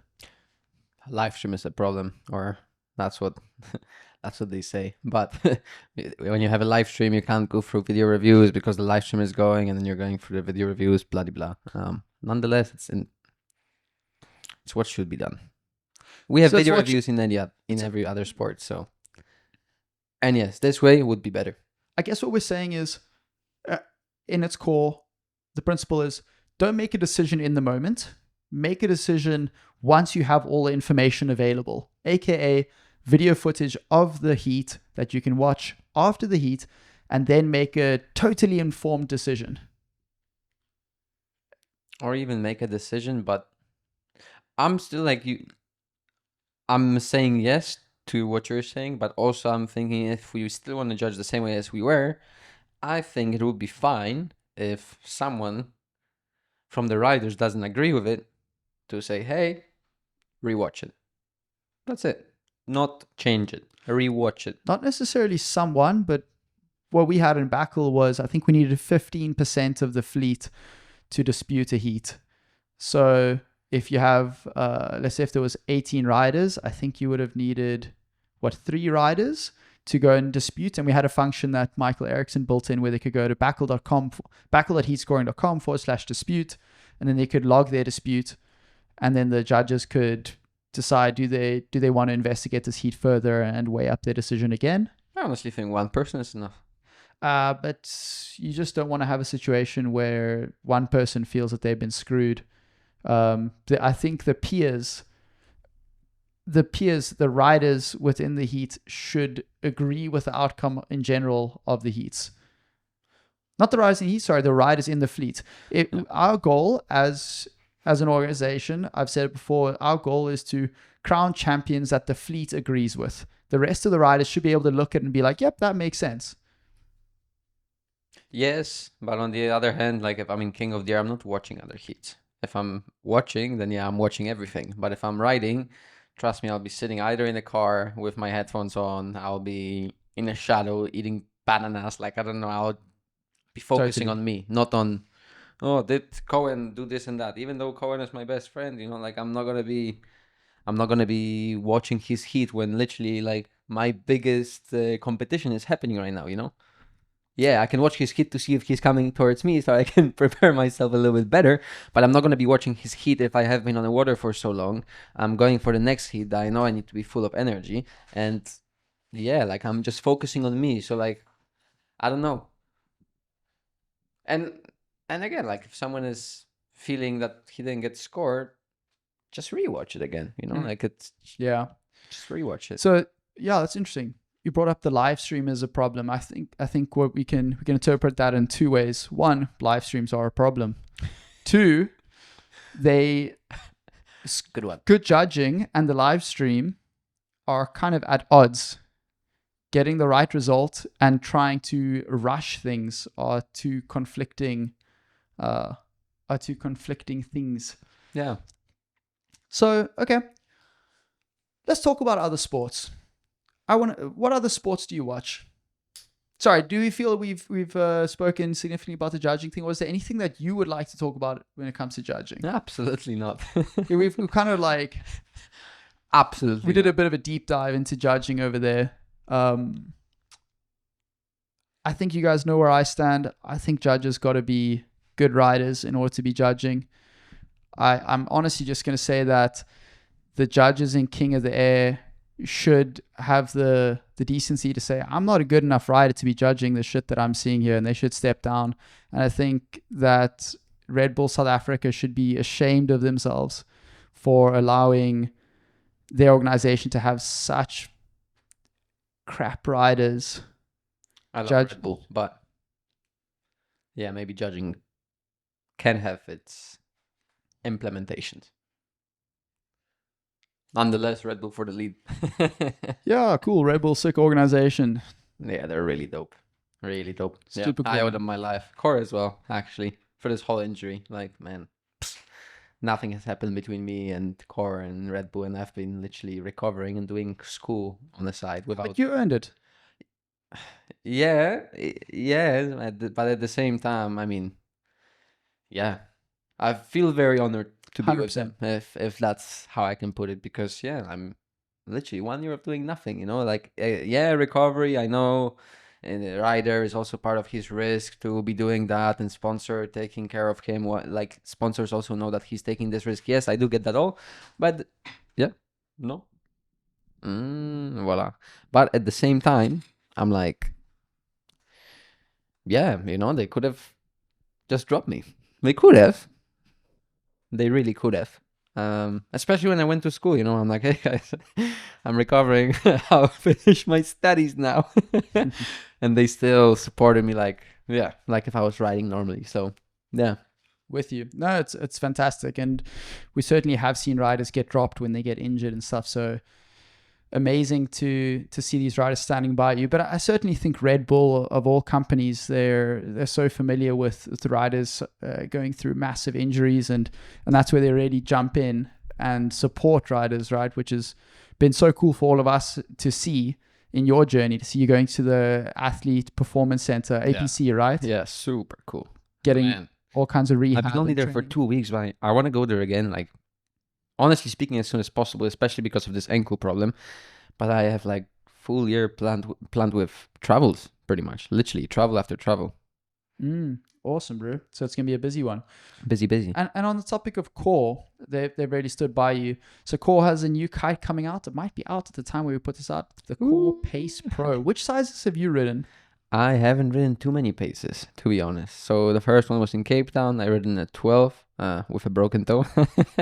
Yeah, and it was lofty. It was very lofty. I was like, yeah, that's a different kite. But again, on a 12, couldn't maybe test the full pace performance. And what? I tried the 8 meter, but no doubles. Pretty much just tried it, and it was fun. But I think for me to really try it, yeah, I think this kite is made for doubles, so I should also try it with doubles rather than singles. I'm with you. So something you spoke about earlier was the way that guys are pulling their double loops, and the pace is actually designed to have constant pull through the loop and not a lot of pull through the loop. It's not designed to yank you, because the problem with getting yanked is you approach the kite, your front lines go slack, and the kite actually stalls until the front lines GTS are tight again. Yeah, many kites for sure. GTS being one of them. But it's interesting that now we have a kite that's coming out that deliberately loops quite softly. It doesn't yank at all. Which is necessary for the kind of tricks that we want to be performing, which I also think is great for a lot of guys who want to get into their first kite loops. They want a kite that's going to allow them to jump high. It's going to catch fast after a kite loop, and a kite that's not going to yank them like crazy when they loop it. So yeah, I do think it's a fantastic kite for guys who want to be pushing their kite loop game, whether they're like me and they're wanting to push kite loop balls with rotations, or if they want to be doing some kite loops in I'm going to say 20 to 30 knots being the typical ideal winds. Yeah, Hill is looping right now in super light wind conditions. Absolutely. I was on a 13.5 last time. Not powered, but still 13.5. He was on a... I'm pretty sure it was a 12, but like looping it. Oh, yeah. Looping it. I've ordered a 12 too. It's like, damn. You know, like I looped at 12 XR as well, and for even 13.5. But it was a near-death experience right there, you know, and him, like, he's just doing those tricks. Maybe not normally. I still see the 12 being like a little bit of a struggle. Like, don't get me wrong, it's still a very big kite, but he can still perform a lot of tricks with it. Dude, he's doing like doobies on it. He's doing like doobie doobie boards. You know, Man, but he is Gil. He is literally one of the best riders in the world. Double G, you know. Yeah, madman. But nonetheless, for sure, it's the 12 becomes loopable in the hands of perhaps an upper intermediate / advanced rider, which is pretty exciting. But which sizes are you getting? So right now I think I'm getting 7 and 8. So doubles are the goal, and fully doubles. But I think I should get this 10 that you've been speaking about. 10 or 9. If I had to get one, I'd just get the 10. 10, yeah. Then I think I would like to also get something, because I have the XRs. Dude, the 10 is freaking insane. And the 10 XR, I have been looping it as well, but this a heavier kite. Let's call it that. It's sluggish, eh? Like again, for hang time and for jumping, I really love it. That's why I went to Core GTS and an XR. Well, GTS actually at the time, but I remember once you said, hey, like this XR, just try it out with kite loops. I fell in love with this thing, man. Like absolutely in love. So I think no matter how good the pace is, I still think I will go to the XR, because it should still be jumping higher than the pace because of how it's being designed. For sure. So I think no matter what, I'll still be a way bigger fan of XR, as it's, in my opinion, the highest jumping kite that actually exists right now. Compared to pace, where it's quicker, but for doubles, it's a double loop kite. With you, man, with you. Yeah, the 10 meter is really something else. I mean, my riding has kind of stopped a bit over the past, I'm going to say my progression has stopped a bit over the past few years. One, because I injured my knee and I injured my ankle. And Welcome. Dude, I feel bad talking about injuries in front of you, because this is nothing, bro. So yeah, really not a big deal, but I don't want to get injured again. So, and after my injury, I think it was a bit after my injury, at some point, I tried a kite loop board off late back roll on a 9 meter XR7 in Balneario. I tried it 3 times. First attempt wasn't bad. Second attempt, I almost had it. I was swinging down under the kite, board in my hand. I was like, I can do this. 30 nearly died. The third attempt, I freaking did die. I was like, okay, takeoff's great. Pull my loop, cool. Drop the shoulder, chuck my shoulder around. Next thing you know, I didn't even see the water. Next thing you know, my head just goes smashing into my board. My hand is still on the handle. I didn't even see the water coming, bro.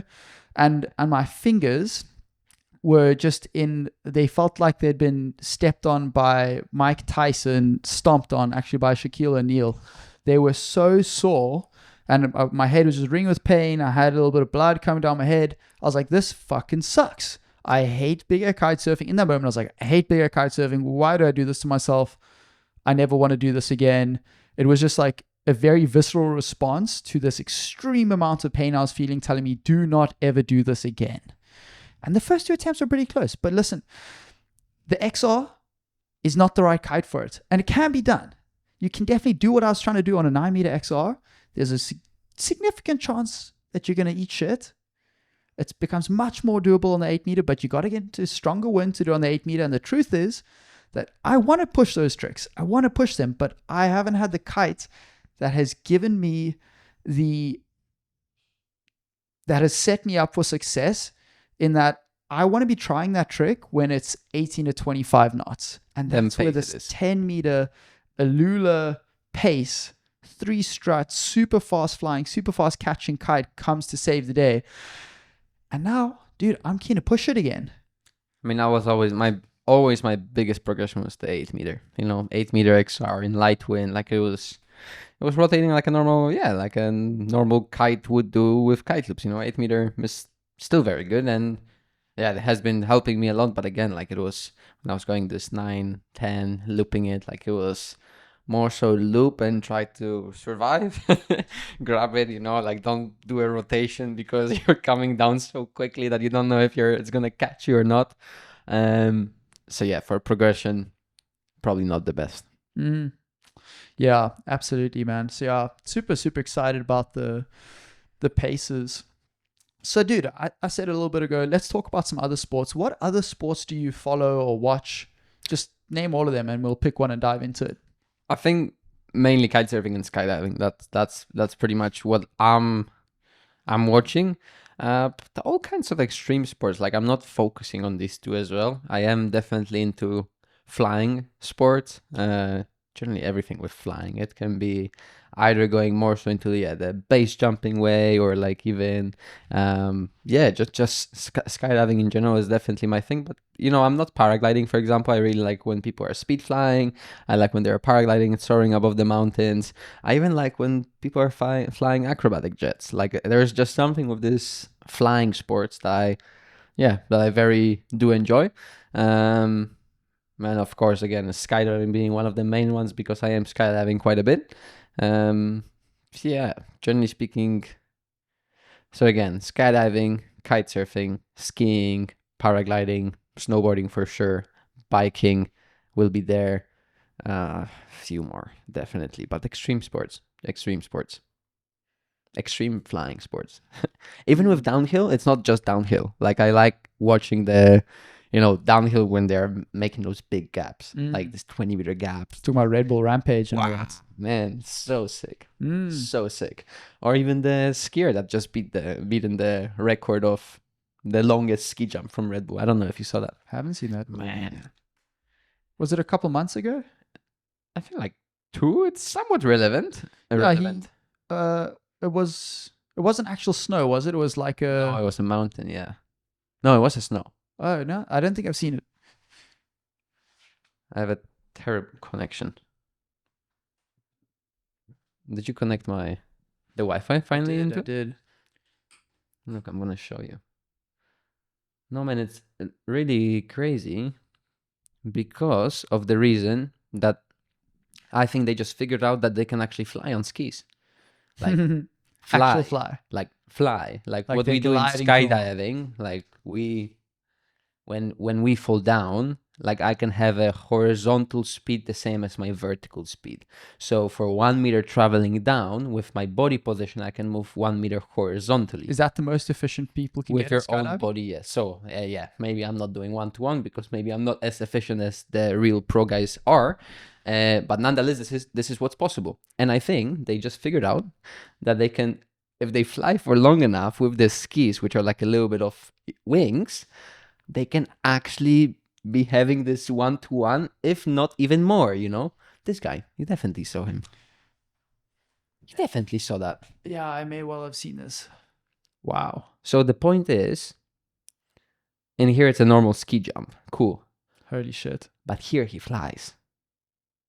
Look how Oh close my to the ground. God. This is, at this point, you're flying. He's already. gliding. Yeah, he's gliding.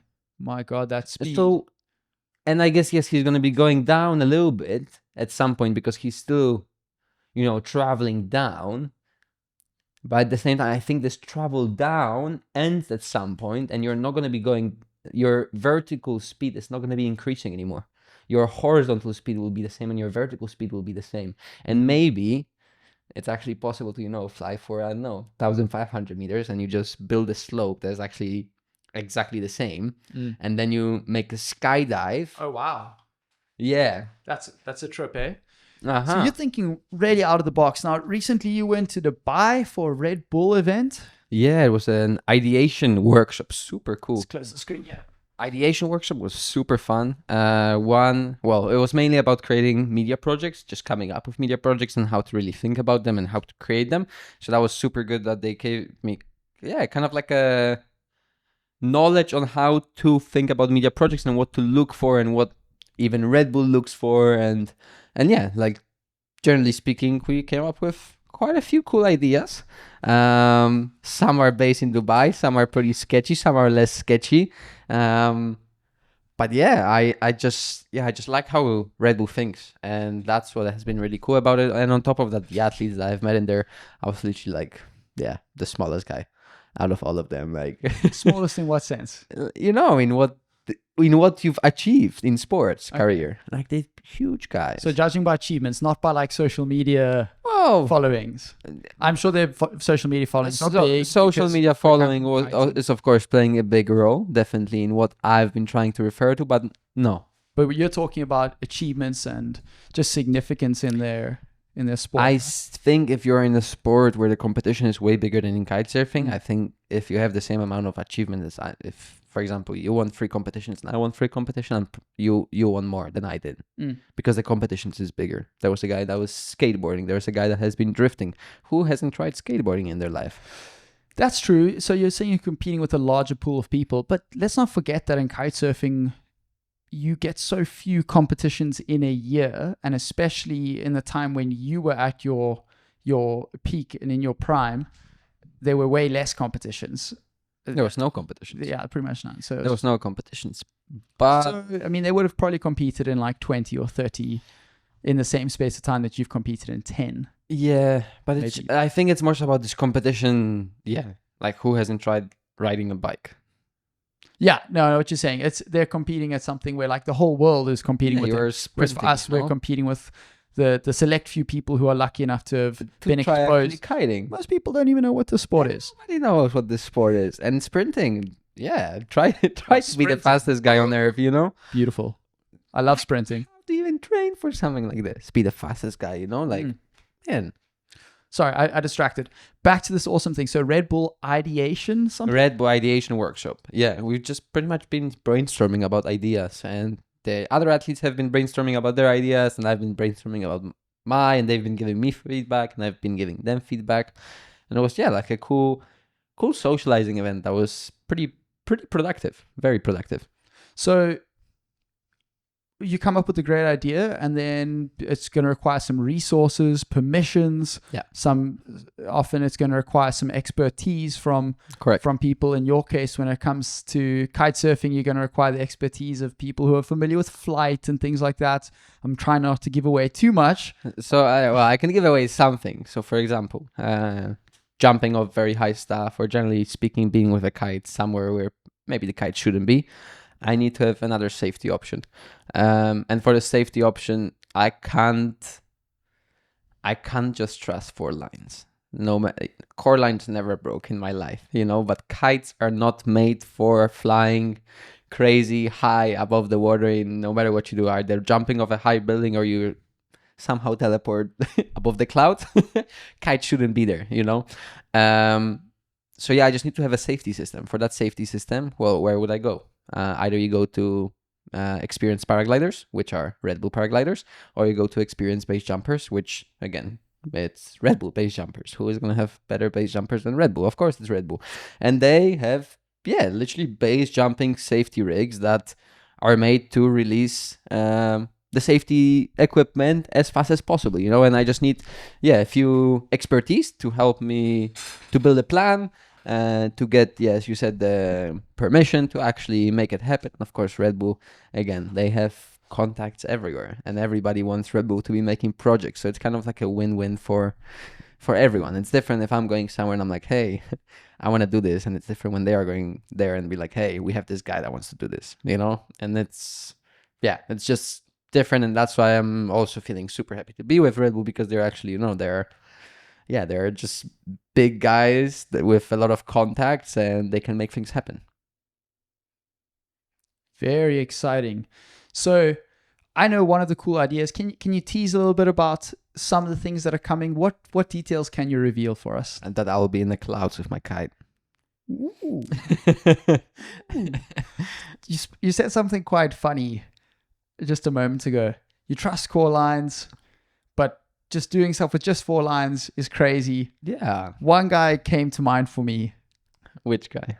Who comes to mind when I say extreme kite surfing stunts? Jet. No. Away from water. Party till impact.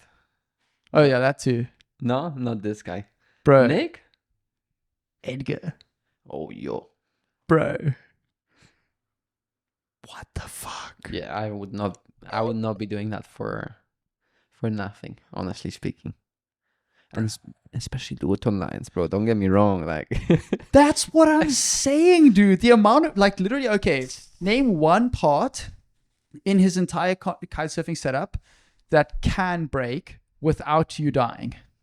And you fucking hope you die when you fall from that height, because you don't want to survive that shit. Duotone lines, man.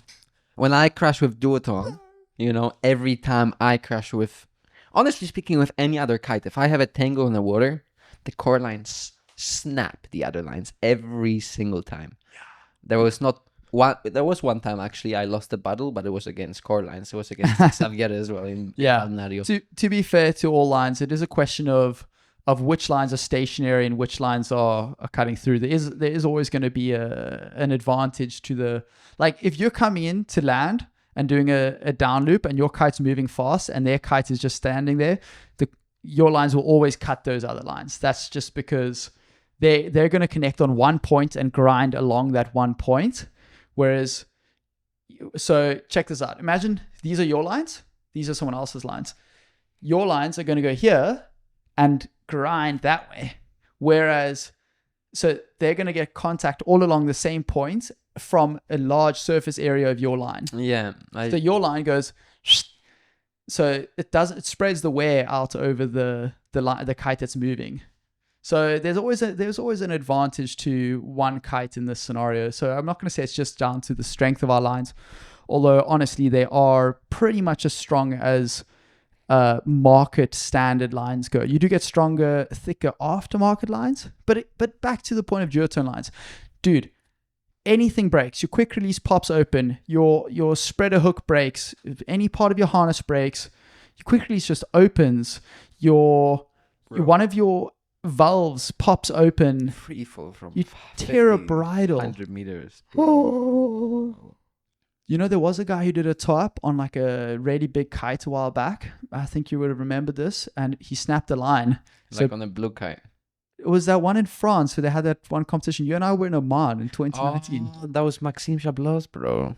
That's Maxime. In a toe-up, and then 19-meter kite. Yes, We've and been he's like, just rewatching this, 3 days ago. I think with Cohen, because That's Cohen was also there, and it's not like his line snapped. He was making a special connection, and it just slipped. Oh. Somehow he made a knot, and this knot moved, but it moved by like this much, you know, like it's the same as he would be pulling the bar completely, and it was a 19-meter on the top of the toe up, you know. Like there's even the video that I'm just screaming out of my lungs, like I'm like, this guy is gonna die right now, you and know? it miraculously catches him on its own. And it catches him on his own. Like the guy would be like this, you know, with his hands completely out, and it would still catch him because the guy just went, I don't know. You guys definitely need to check that video because it's... We'll try to drop that video here. I might not be making a lot of edits because the goal is not to do a lot of edits in this podcast. Yeah, but ridiculous. Okay. But bro, that shit is insane. It's not even like guys are doubling up on their lines. Like I'd want to do double lines, double the harness somehow. The quick releases. Why? Why do we have a quick release that can just open so easily? Answer this question for me. Why do you have a quick release that can open so easily? Just go bloop, and all of a sudden you're off of the kite. Ask Ruben. He's going to have a better idea. Seriously. No, I mean, I'd see the... Does it make sense for Big Air to be able to release to eject so easily? Yeah. Does it make sense for Big Air to be able to eject so easily? I just been in situations where if it would be harder, I don't know if I would be have it co-entangled in me. I don't know, 2 weeks ago, you know. And yes, he actually went through the lines and he untangled it midway through. But while he was untangling, he was in my lines, and I thought that my lines were fully on him, and the kite started going completely the other direction. I was lit on a 7, completely lit on a 7. So I released. I would not want to be in a death loop situation with a powered kite in 45 knots. Like this kite is gonna whip you up, and if the kite can whip you up 30 meters up in the air, and you're gonna take it from one side into completely the other direction, it's not gonna be fun. No, for sure. So if you're asking me if the quick release should be there, I would say yes. If you're asking me if maybe it could be done in a way that it's a little bit harder to release. Not harder to release, that's the same easy to release, but it's also harder to release by mistake. Yeah. Exactly. Or to have an error, right? Yeah. Well, but have you released a core bar ever? Not the new ones, the twist one, yeah. You've released a twist one by mistake. Oh, that's interesting. Yeah, I released a twist one by mistake. How many times? Not bigger tricks, but like I've been doing some freestyle, and then you grab a chicken loop and then like completely... Okay, but that's different. Is it? I would say yes, because releasing by mistake when you're doing freestyle, not a big problem. Releasing by mistake when you're doing bigger... You just need to hook that thing back, and the kite is pulling you, and you're like holding with one hand. You can't hook back. Bro. It's not the nicest when you're doing a freestyle trick and you can't hook back on the landing, you know? I'm so sorry to ask this, but do you think we can have a pee break? Yeah, go for it. Cool. Oh, I'm so full of Red Bull and coffee. But it's funny when it gets it wrong, when ChatGPT just gets it completely wrong. Like, for example, I was wanting to do some research on the past judges in King of the Air, and you'd hope that this would be documented, that there'd be like 2018, we had, I don't know, Chris Bull, Alex Vlicher, blah, blah, blah. Here's the list of 6 judges. 2019, you could go to that page and you'd see those judges. 2020 and so on and so forth. So, but this, I couldn't find this info anywhere. So I'm looking at websites like the Kite Forum. North published some stuff, a little bit of stuff on Red Bull. Some of the stuff isn't even visible on the page, but it shows up in Google search results in the site links, the summary of what the page will contain. But couldn't find reliable information. So I asked ChatGPT. So I say, like, who were the judges for each year from King of the Air from 2018 to 2023, and it gave me a list of results, all completely wrong. And I was like, luckily I know that this is wrong. But it wasn't like I'm not sure. It just said, dude, in the list it had like Ruben Lenton, Mark Jacobs, Jesse Richmond. I'm like, these dudes did not judge King of the Air, for fuck's sakes. So it's very rare that I'm using it for like historical purposes, trying to find historical information. But it is also pretty insane how it doesn't say, I'm not sure, but maybe it was these guys. Yeah, I know. It's always quite confident about its... Yeah, it's quite confident about its answers. Sure. In any case, this is not an AI podcast. If you want that, listen to the Lex Friedman show. I'm gonna stick in my lane, which is big air kite surfing. But I do have a massive passion for AI and how it is affecting my life and productivity these days. And I do want to give a pro tip to everybody out there. I'm sure everybody has pro tips about AI. I listened to a podcast the other day where they spoke about people who are using a lot like large language models like ChatGPT as their first resort when they want to find something out, as opposed to using Google. Absolutely. And I was like, damn, that's such a good idea. So what I did How do you not do that? bro, first thing you do when you have a question is you go to ChatGPT. Absolutely. My man, that is what I want to hear. Sarah, I'm telling you, I did everything. Everything. My whole college degree is ChatGPT. Cheat codes on, my bro. Everything. Fuck yeah.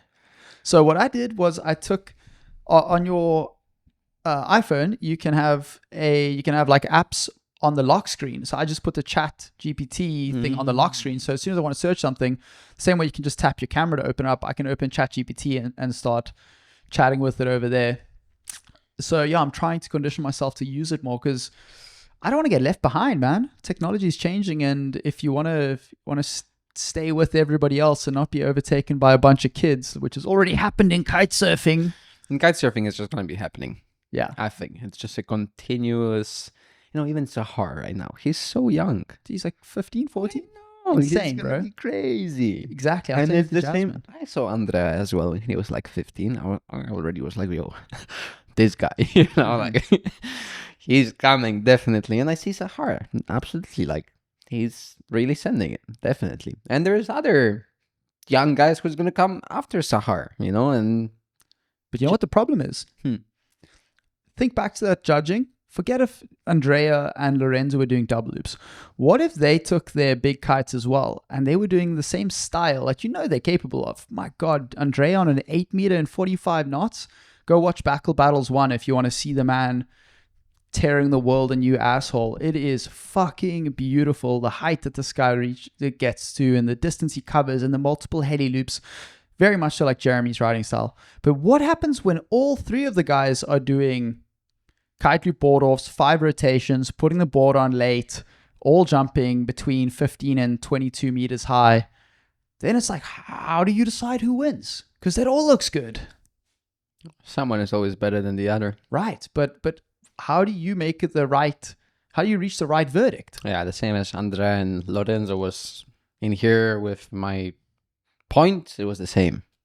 And yeah, I don't even know if I chose correctly, to be honestly speaking, but there are, I guess here it comes to your opinion. I guess you're just like, well, there's this little thing that he did better, and I think that's why that should be there. But you said the other way, you were like, well, I think Lorenzo did a very big butt check, and Andrea was actually going way higher, then Andrea should win for you, Sure.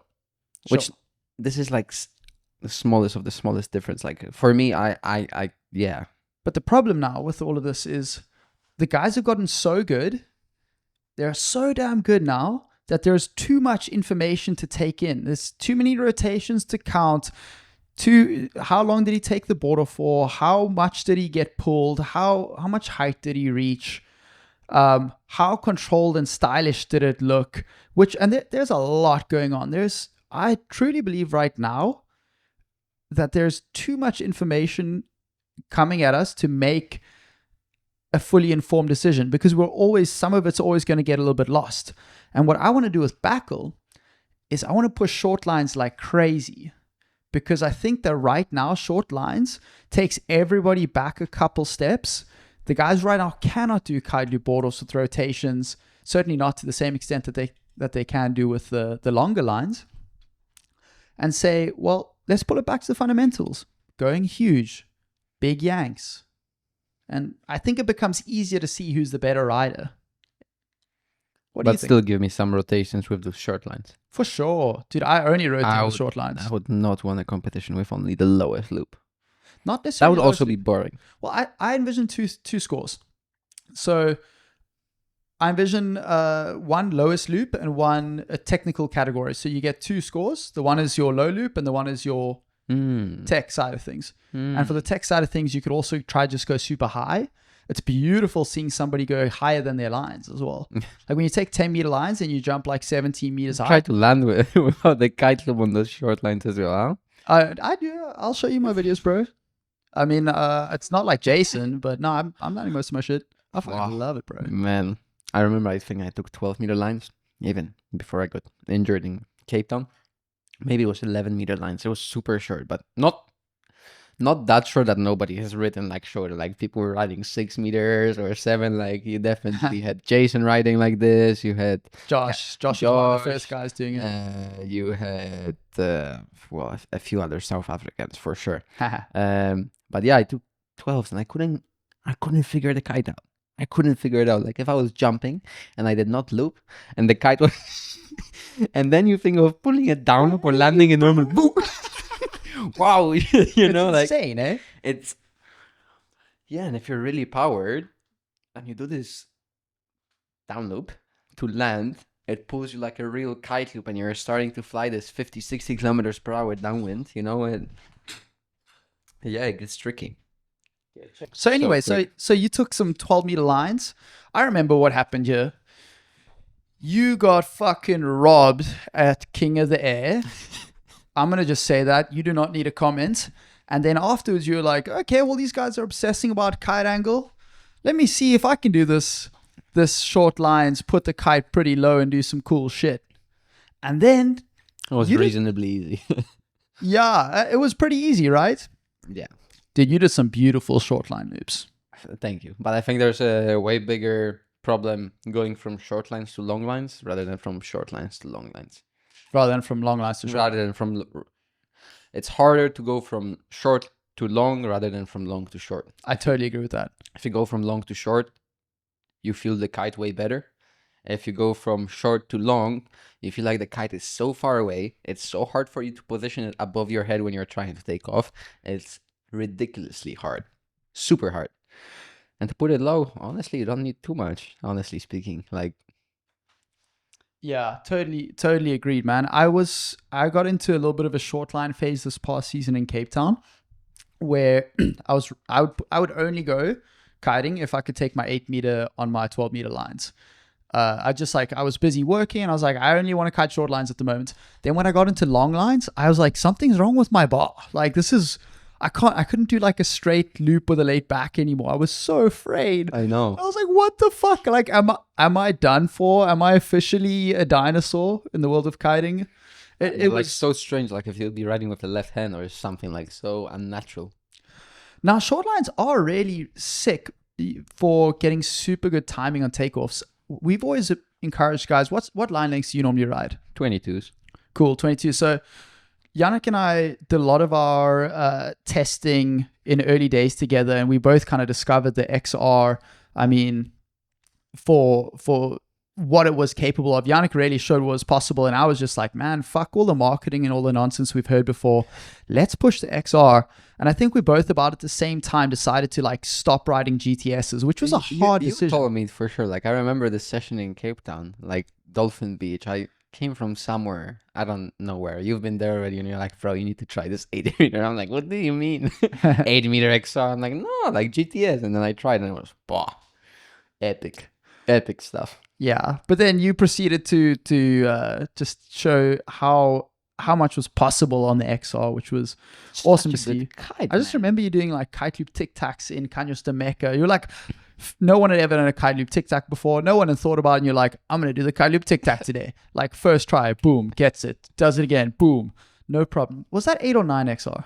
I'm pretty sure 8. Yeah, but in Oman, you also ripping the 9, no? No, I was definitely riding in the 9 as well. But most of the times, generally speaking, like you would have to have really nice flat water for the 9 or 10 to work, or balneario with a kicker, because otherwise it's just hard to get it catch. Hard for this kite to catch you. It's just a little bit too slow. Not a little bit. For kite loops, it is too slow. For sure. But now back to the lines. Dude, I've always encouraged people to go on 22. Now, guys, if you want to get better at kite surfing, here comes a big tip for you. I'm making a video how to jump over 10 meters. Spoiler, it's actually going to teach you how to jump much higher than 10 meters because it's the same fundamental skills that you're going to apply reaching the 10 meter mark and then taking it from 10 meters to 20 meters. Very excited about it. But it occurred to me that the longer your lines get, the harder it becomes to time your carve against the kite as the kite is coming up. And if you take it to the extreme end, like 10 or 12 meter lines, it is so easy to get a good takeoff. You guys will not love riding 10 or 12 meter lines, don't get me wrong, but the sweet spot, I used to think the sweet spot was somewhere around 22 meter lines. But the more I've thought about it, the more I'm convinced that you guys out there should get onto 20 meter lines, because your timing is going to get so good on your takeoffs. When you pull your kite loops, the loop is going to catch you so freaking fast. Be prepared. The shorter your lines get, the more adept you need to be at handling forces in multiple directions multiple directions over a shorter period of time. So you might be like, oh, my kite's pulling me here and then there and then there. And you need to be able to adapt to the pull coming from different places. But 20 meter lines, that kite's going to whiz over your head for your kite loops. You're going to get like awesome timing on your takeoffs. You're really going to feel what it's like to have good line tension. You might only get yanked like a... You will get more yank for sure. But I feel like 20 is that optimal point where it's all good. You're not actually going to shit yourself. 18 is where it starts to get like, oh, that's definitely too short. But fuck me, I love my 10s and 12s even, bro. Oh, no, absolutely. But imagine like a first person pulling a loop. Oh my God. Yeah. Like even 20s. No, I don't think 20s are an issue. I'll test it out in my coaching. I got a couple brave souls who join me for coaching every year in Brazil, and I'll test it out with a couple dudes, but I'm sure they're going to do great. I'm just kidding. You guys I think I tested out on Nobile. There was Nobile, a Polish brand actually. And they had some kites. I bought it from a friend in Greece, but I think it was I was always riding 24 meter lines. Even like very long time ago, I was riding on an old Rebel from I don't even know what year, like before there was Northern Duotone. And yeah, then my friend borrowed me the Nobel one with 20 meter lines, and it was so quick. But like I was fine with those kite loops. But if you would give that, it was also like C-shape-ish GTS something. Is it T5 or T50 or whatever it's called? Man, I have no idea. I remember that kite though, yeah. I remember only it was black. Yeah. Other than that, I don't remember too much about it. The other there was actually pretty good for those kite loops. I had an awesome session that was in Prasanisi actually. And it was really cool, but aggressive kite loops, like if I would give this kite to like a person that has never done a kite loop at that time, wow, like it will pull. It will really pull. I just think that if nobody has ever done a kite loop and you tell him to go on 20 meter lines, it's a laid back right there. It's a laid back right there. And then what do you do when it takes you into a laid back? Like imagine just going completely sideways. Because I don't know. That's like, but maybe you can do 20 meter lines with, I don't think I've ever tried that, 20 meter lines with being like super underpowered. And then maybe you can also be making like somewhat-ish good jumps with not that big of a pull. This pull is scary in my opinion in the beginning.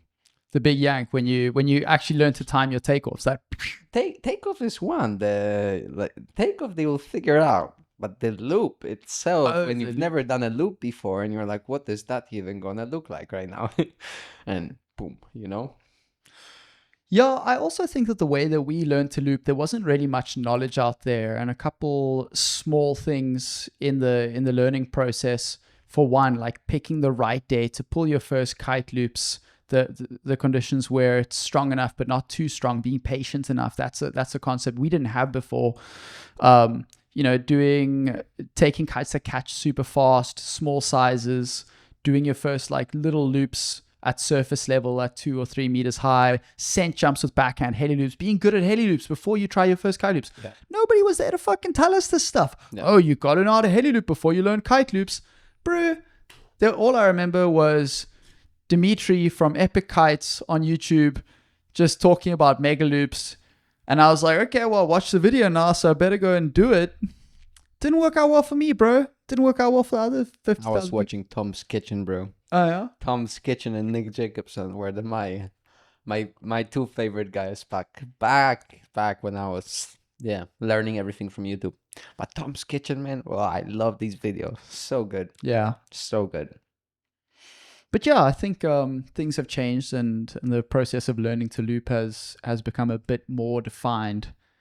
But yeah, no, I'm pretty confident. Look, maybe loops I'll have to experiment with, because indeed, if you go to 20 meter lines, it might be a big yank. Just give them 12 straight from the start and see how it goes. But for sure on normal jumps. Make a video. Normal jumps, I'm confident, guys. Swap to 20 meter lines and you will see what it feels like to time your takeoff with the pull of the kite, to pull down against the kite as you're bringing it up to get a proper yank. I think you should make a video that you get 5 people that never done a kite loop, and you connect them on 22s, 20s, 18s, and maybe we can do one. I don't know. If Jet would have another brother, oh my god, we could like put him on like 12s or something and see how well is he actually gonna do. Yeah, guaranteed they're not gonna guarantee that anybody under 18s is gonna get fucked, dude. You know, I always do late backs with my short line loops as a rule, because As a rule. I ain't doing it without it. I will not do it without a rotation, because if I try not to rotate, I'm gonna rotate anyway. So I'm just like, fuck it, we're gonna rotate on everything. Good enough. Dude, it feels good, but I haven't managed to get it super low yet. I want to do it like Jason does when they swing it out to the side and whip it right down. Dude, you got to see Backle Battles. You got to see this footage we got from Backle Battles 3. Not out yet, no? No. No. I'll show you a little bit at some point. Dude, but yeah, short lines. I honestly think that's the future, because I think it's going to be more enjoyable for spectators. Like in Backle Battles, when we had the guys go out for a little bit of short line riding, they did like a full heat, 7 trick attempts, normal riding. Then they had to do 3 attempts short lines. The crowd freaking loved it with the short lines. Yeah. They were fired up. Maybe it's because it's novel. For sure it is. If you make the whole competition about it, and someone would come with long lines and do a way bigger jump than all the short lines, pretty positive everybody would go wild as well. Yeah, so the novelty is a thing for sure. But yeah, I just think right now, people, like, you got to be such a high level rider to be able to grasp what is going on in the competition, which is going in the wrong direction. Like, you want the general public to become more clued up about what's happening over the years, not getting more confused. It's going the wrong direction, in my opinion. Yeah. Yeah. So, short lines. If there's anything that's going to be cool for the public to see, that's actually going to get mainstream viewers interested, I think it's going to be short lines. And looking at it with you right now, I'm like, I don't even know. I don't know if people are going to be excited about that. But if they're not excited about this, then all of Big Air is fucked. Big Air will not be successful in the mainstream, because it's either this complicated shit with S loops, double loops, don't know how many rotations and board offs and who's better, and you can't invest, and the spectator can't invest in the heat and say, I think this guy's going to win. He's my hero. He's my champion. What? He didn't win? I'm infuriated. Or it's this, where it's like, oh, well, he went high, he put the kite low, he got yanked like crazy. That other guy just got destroyed. This guy's clearly the winner. One of my, even before Reels came up to Instagram, one of my horizontal videos with short lines did crazy well. It got over like 100,000 views, and at that time 100,000 views on not a real video was a lot. Was really a lot. I don't know, maybe you know the short line from Vincent. Yeah, your ball is like yeah. that's the one. So yeah, that was a short line edit. I still think it's one of my, not my maybe best riding edits, but like I really do enjoy it. But it was short lines, nothing crazy, like outstanding in a way that, I don't know, super high, or that the trick was like crazy good. But because it was short lines and right after King of the Year as well, maybe that's why it also got a little bit more hype than than than it would normally get. But yeah, I think short lines are out there, and people do want to see it. Yeah, man. The life before reels on Instagram, damn, so far away. Do you want to ride short lines again? Yeah, for sure. For sure. No, they're so fun. Like, definitely. And like unless you're like trying to put the kite on the water, I think they're reasonably safe as well. Or they don't go into more extreme than normal kite surfing with long lines does get, even though it does look more extreme. It feels, I think it's hard to control. Like you can feel out of control very quickly with short lines. That's my experience. But indeed, like the kite catches you so fast. And at the end of the day, you reach a slightly lower top speed, I would say, on short lines than you do on long lines. And you actually tend to reach a lower height on short lines than you do on long lines, a little bit lower.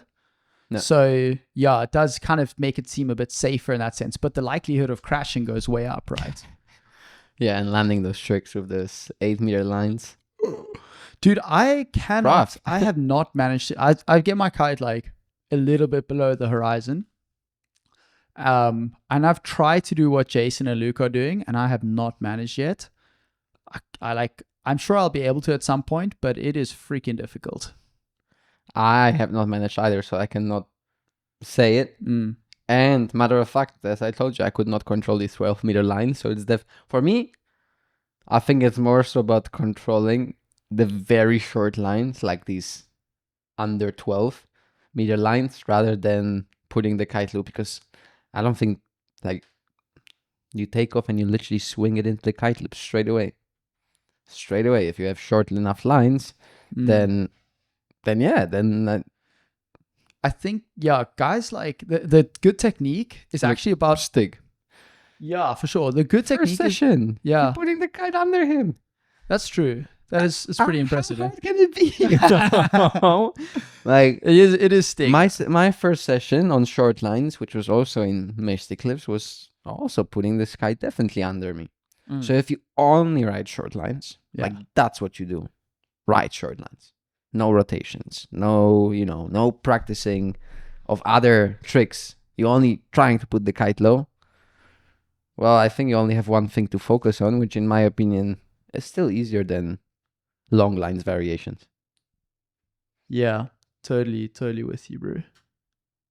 Interesting. I just want to make sure we're still recording over here. All's going well. Boom. Boom, boom, pow. Yeah. Wow. So we right now at 3 hours 30. Oh yeah, 3 hours 30. Yeah. No, yeah are we? We're close to 3 hours. That's for sure. Whoever's gonna watch the thing completely.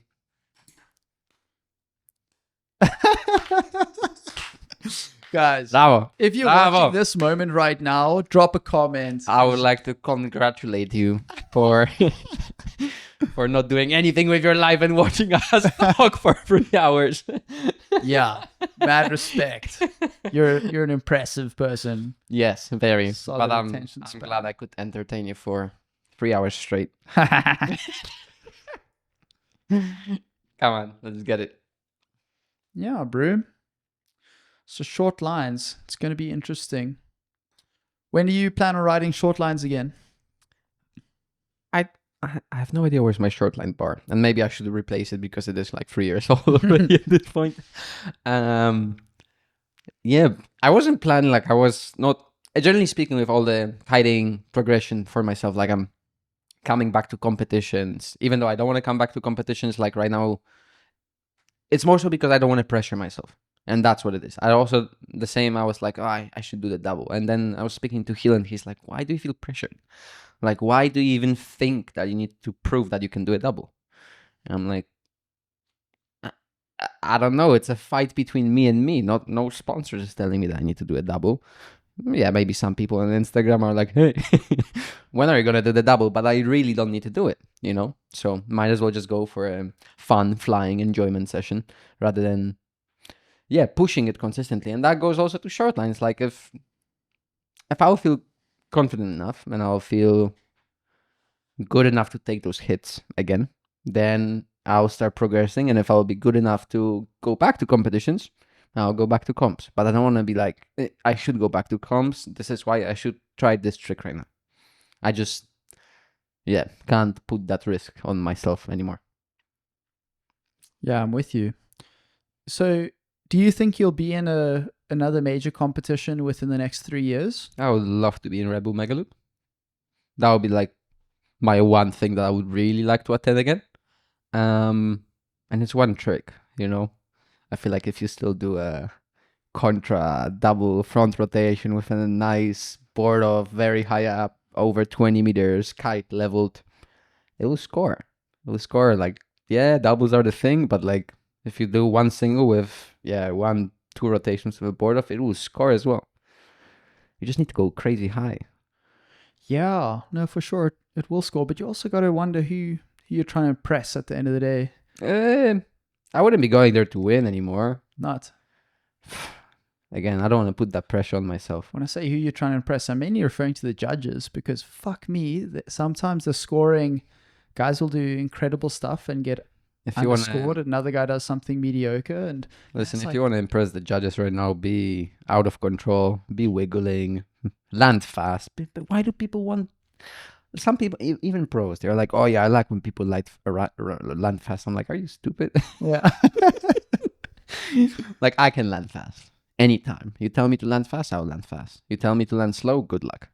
Yeah, exactly. Land slow. Go do this huge trick and land slow. Wow. Good luck.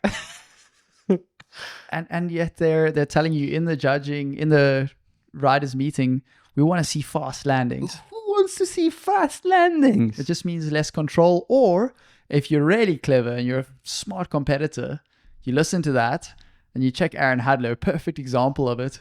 In King of the Air, whenever he would come into land, he would always dive his kite forward into the window to get like more of a pull out of it, because he's like, well, they said fast landing, so I'm going to land fast. What the fuck does that have to do with the previous 10 seconds of awesome tricks? I don't know. But the judges decided they want to see fast landings. And like, on your legs shaking a little bit. So it's a little bit more like, wow, that was extreme. Yeah, cool. Yeah, it can look underwhelming to an untrained eye to see someone do like a massive trick and get caught by the kite so well that they land like nothing happened. But that's the thing you should aspire to. That's the true control. That's the true control. So funny. Yeah. How this funny sport we're in, man. But riders say the same thing. Like, I'm telling you, it's not even...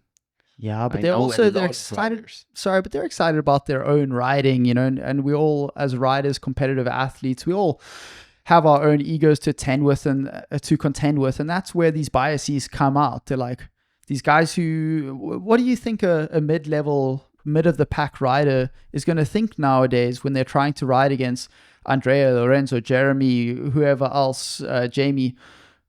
They're going to say, well, I think double loops are super extreme, because that's the only thing that they have in their arsenal that can possibly compete with what the top 4 guys are doing. They know that they can't do the crazy amounts of rotations, board off flips, etc., while still maintaining a radical kite loop. So what they say, that they will land fast and will score more? Yeah, exactly. They want to see the judging and the public perception be skewed more towards favoring double loops and fast landings, because they don't have the skills to keep up with the top guys. I don't do doubles, you know, like I don't do doubles, I don't do triples, but there's still like, you do one and the other, you know, and you can somehow still figure out, okay, landing fast and landing slow, right? How can someone not figure out what's easier and what's harder to do when you're consistently landing? And one is fast, one is slow. Can you not see that when you land fast, you're more out of control? Mm-hmm. When you land slow, you're like, well, I figured everything out for that jump, you know? Yeah. Yeah. Like, how do people not see that? Yeah. Well, you see it in surfing too. Things getting overscored when guys have a moment where they're like, oh, he's not going to make it. Like a guy's in a barrel, he starts getting pushed by the foam ball. Maybe he gets hit by the lip a little bit, and he manages to hang on to his board by like the toes on his feet. He manages to grip it and comes out almost wobbling, and he made it out of the barrel. Everyone's like, oh, I can't believe he made it. And meanwhile, the other guy who rode the barrel perfectly and came out like it was nothing, it's like, oh yeah, it looked so in control, but the other guy just defied all physics. Meanwhile, the one guy's like clearly better because he managed to ride the barrel, perfect control, super deep. And the other guy was like out of control, and that's what gets people excited. And yeah, and rest assured, this stuff is going to play into the decision making of the judges, and often in the wrong way. I see it going the wrong way. I'll tell you, I'm going to drop another bomb. In our own competitions, backle competitions, I've seen results that I full on have disagreed with. Like, I remember seeing Lorenzo against Andrea, and I was like, Lorenzo should have won that heat.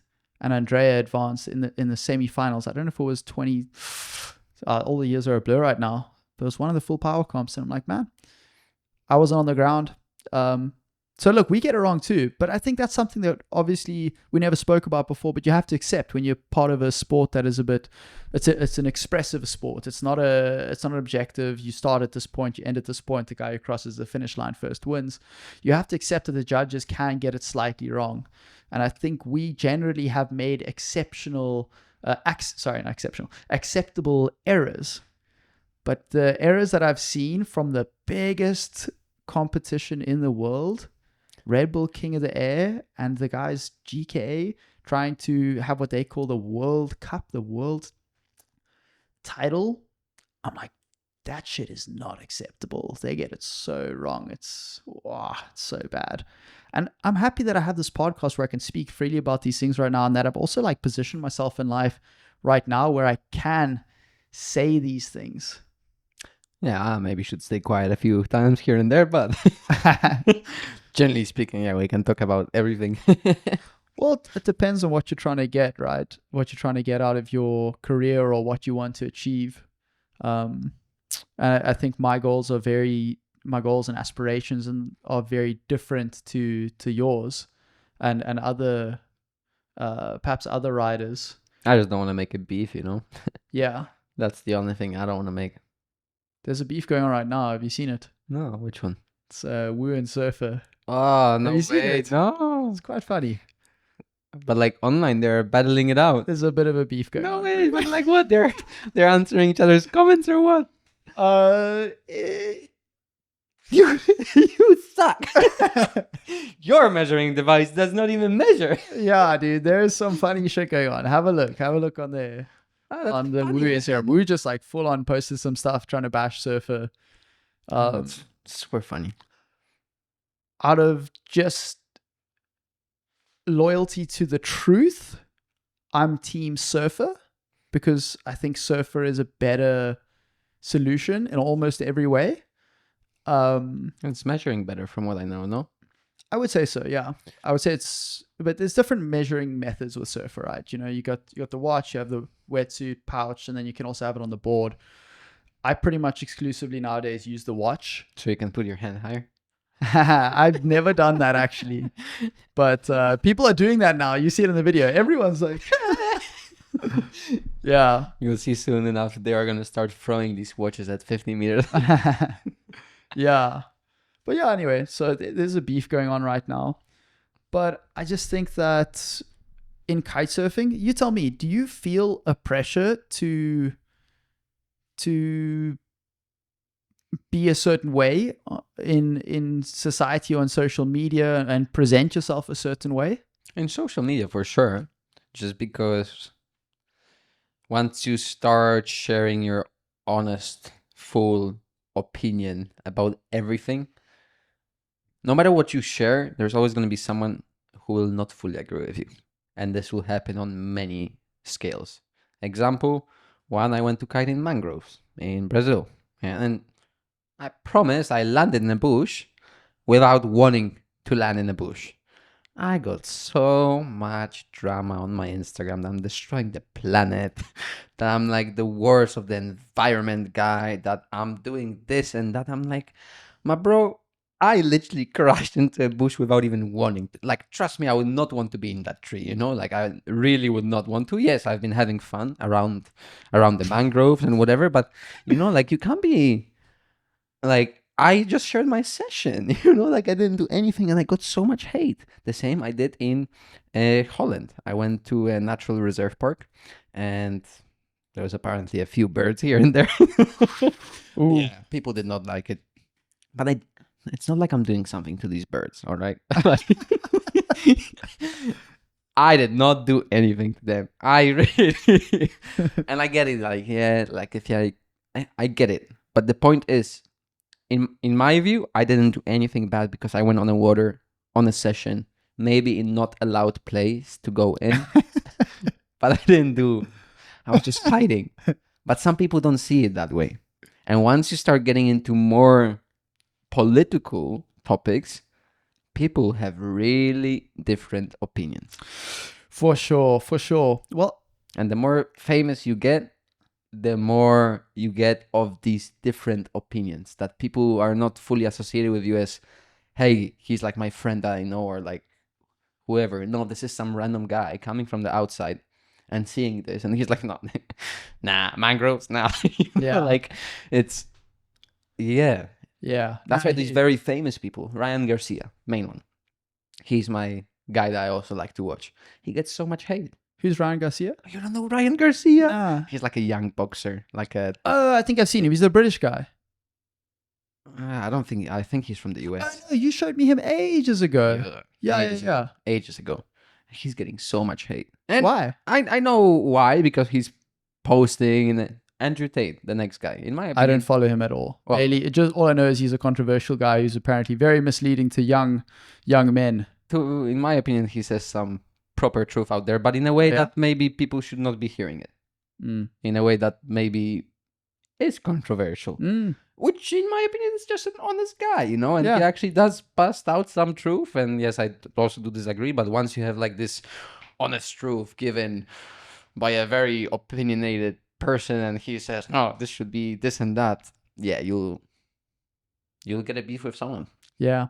You know what the problem is with kite surfing is, and just sports in general, is it tends to be a sponsorship-based activity, which means your payment is coming from typically a brand that wants to associate with you and benefit from your brand. You have a brand, Janek Grzegorzewski. It's a beautiful afro, smile, contagious laugh. Thank you very much. Incredible style, outgoing. Like, you have a brand, and people are like, oh, I want to associate that with my brand.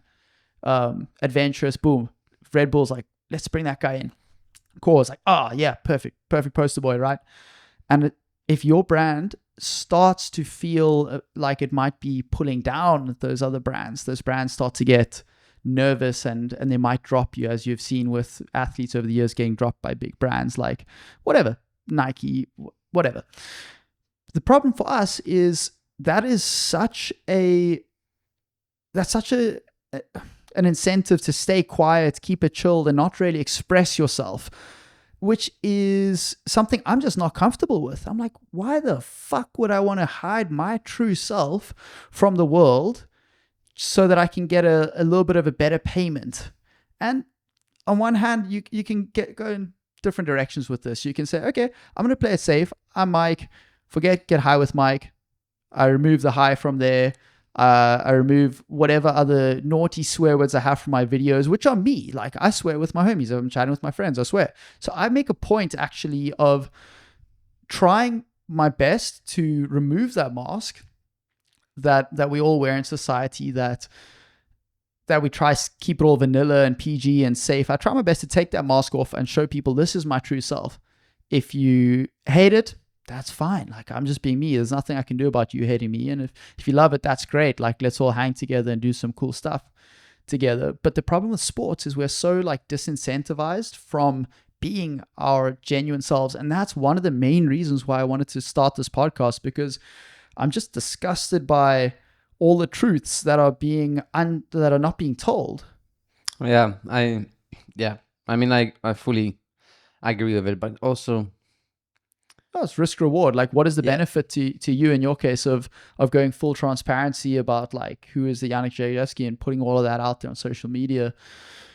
Same as like some people prefer to keep their private life private, and some people share their private life, and it's just, some people love the hearts and comments that they get, and some people are like, why would I share? Who am I with? Which, fair for both, to be honestly speaking. For sure. I don't mean to ever judge anybody for whatever stance they take as far as how much they want to express themselves on social media. I think everybody should feel free to do what's right for them. But I certainly see a lot of things that are wrong with our sport and our industry on a large variety of topics where we've set ourselves up in a way that we can't speak the truth. And I'll give you the perfect example. Safety issues with kitesurfing equipment. Like right now, imagine my core harness had a defect where the spreader bar hook would break. Just like it would break without warning and just snaps. You would never say it. Yeah. And I'm like, well, I'm a core sponsored rider and I can't talk about it. I just want to be clear. Core does not have an issue with the spreader bar hook. It's actually 8 millimeters thick and one of the strongest, thickest, best welded hooks I've seen. Not being a welding expert, but it's over-engineered, certainly relative to other kitesurfing hooks. But you're in a position where you can't speak up about it. And we as riders, we're the first to discover that. We get the gear before everyone else. We ride it the most. But is Max Verstappen talking about how bad is the engine in his car? You know what? The truth is they do. If you watch Drive to Survive, they do. They either imply it or they just full on say in Drive to Survive, like, our car's shit, we can't keep up with the other guys. I'm having an issue with my car vibrating too much. I think Mercedes was having that issue at some point.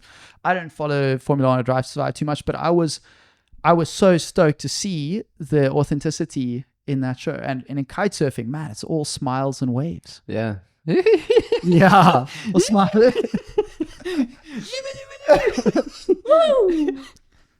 Yeah, it is. But safety, bro, it's a major issue. I think not with core, honestly speaking. That's why maybe I was also not in that position. No, I haven't had any issues with core gear being unsafe. But I can tell you I've seen issues before I was with core. I've seen the way that people have handled issues. Oh my God, it's awful. My old Rebel, the one I was telling you that I was riding on before, 13.5 meter or 30 meter. It just split it in half midway riding. I'm not even joking, just like completely ripped in half. Boom. Sure. Yeah, like how is that even happening, you know? Insane. It was a powered session, but not that powered. Yeah, I mean, all gear can have issues with it, right? So, yeah, safety. Look, I think there's a bunch of things I'd love to talk about on the show, and I look forward to speaking about these kind of topics going forward. But we are speaking for like 10 hours already, so maybe we should also cut it out and congratulate everyone that has came to the very end of this amazing show. So thanks for the invite, Mr. Mikey. And what? We'll check it on the next one. Brother, thank you so much for joining me here today. I could honestly speak another 2 hours. Probably, huh? Fuck, no problem, dude. This is fun. I hope you guys have enjoyed it. If you have, even if you haven't, please let us know what you think in the comments below. It's my first recording, so I'm going to have thick skin. I don't mind. I always have thick skin. I don't mind if you guys say this is absolutely shit. It needs to be shorter next time. Someone is not going to say it's too long. Yeah. No, you guys are lying. Yeah. You guys are way too friendly. I think there must be someone with this opinionated, Good friends tell their friends when they're messing up. And we want to hear that. And if it's like, Mike, you're speaking too much. You're speaking over Janek. I want to hear that too. Feedback can only make the show better. And thank you so much for tuning in. Be sure to subscribe to the channel. And otherwise, muchos besos and adios. Hasta luego. Ciao.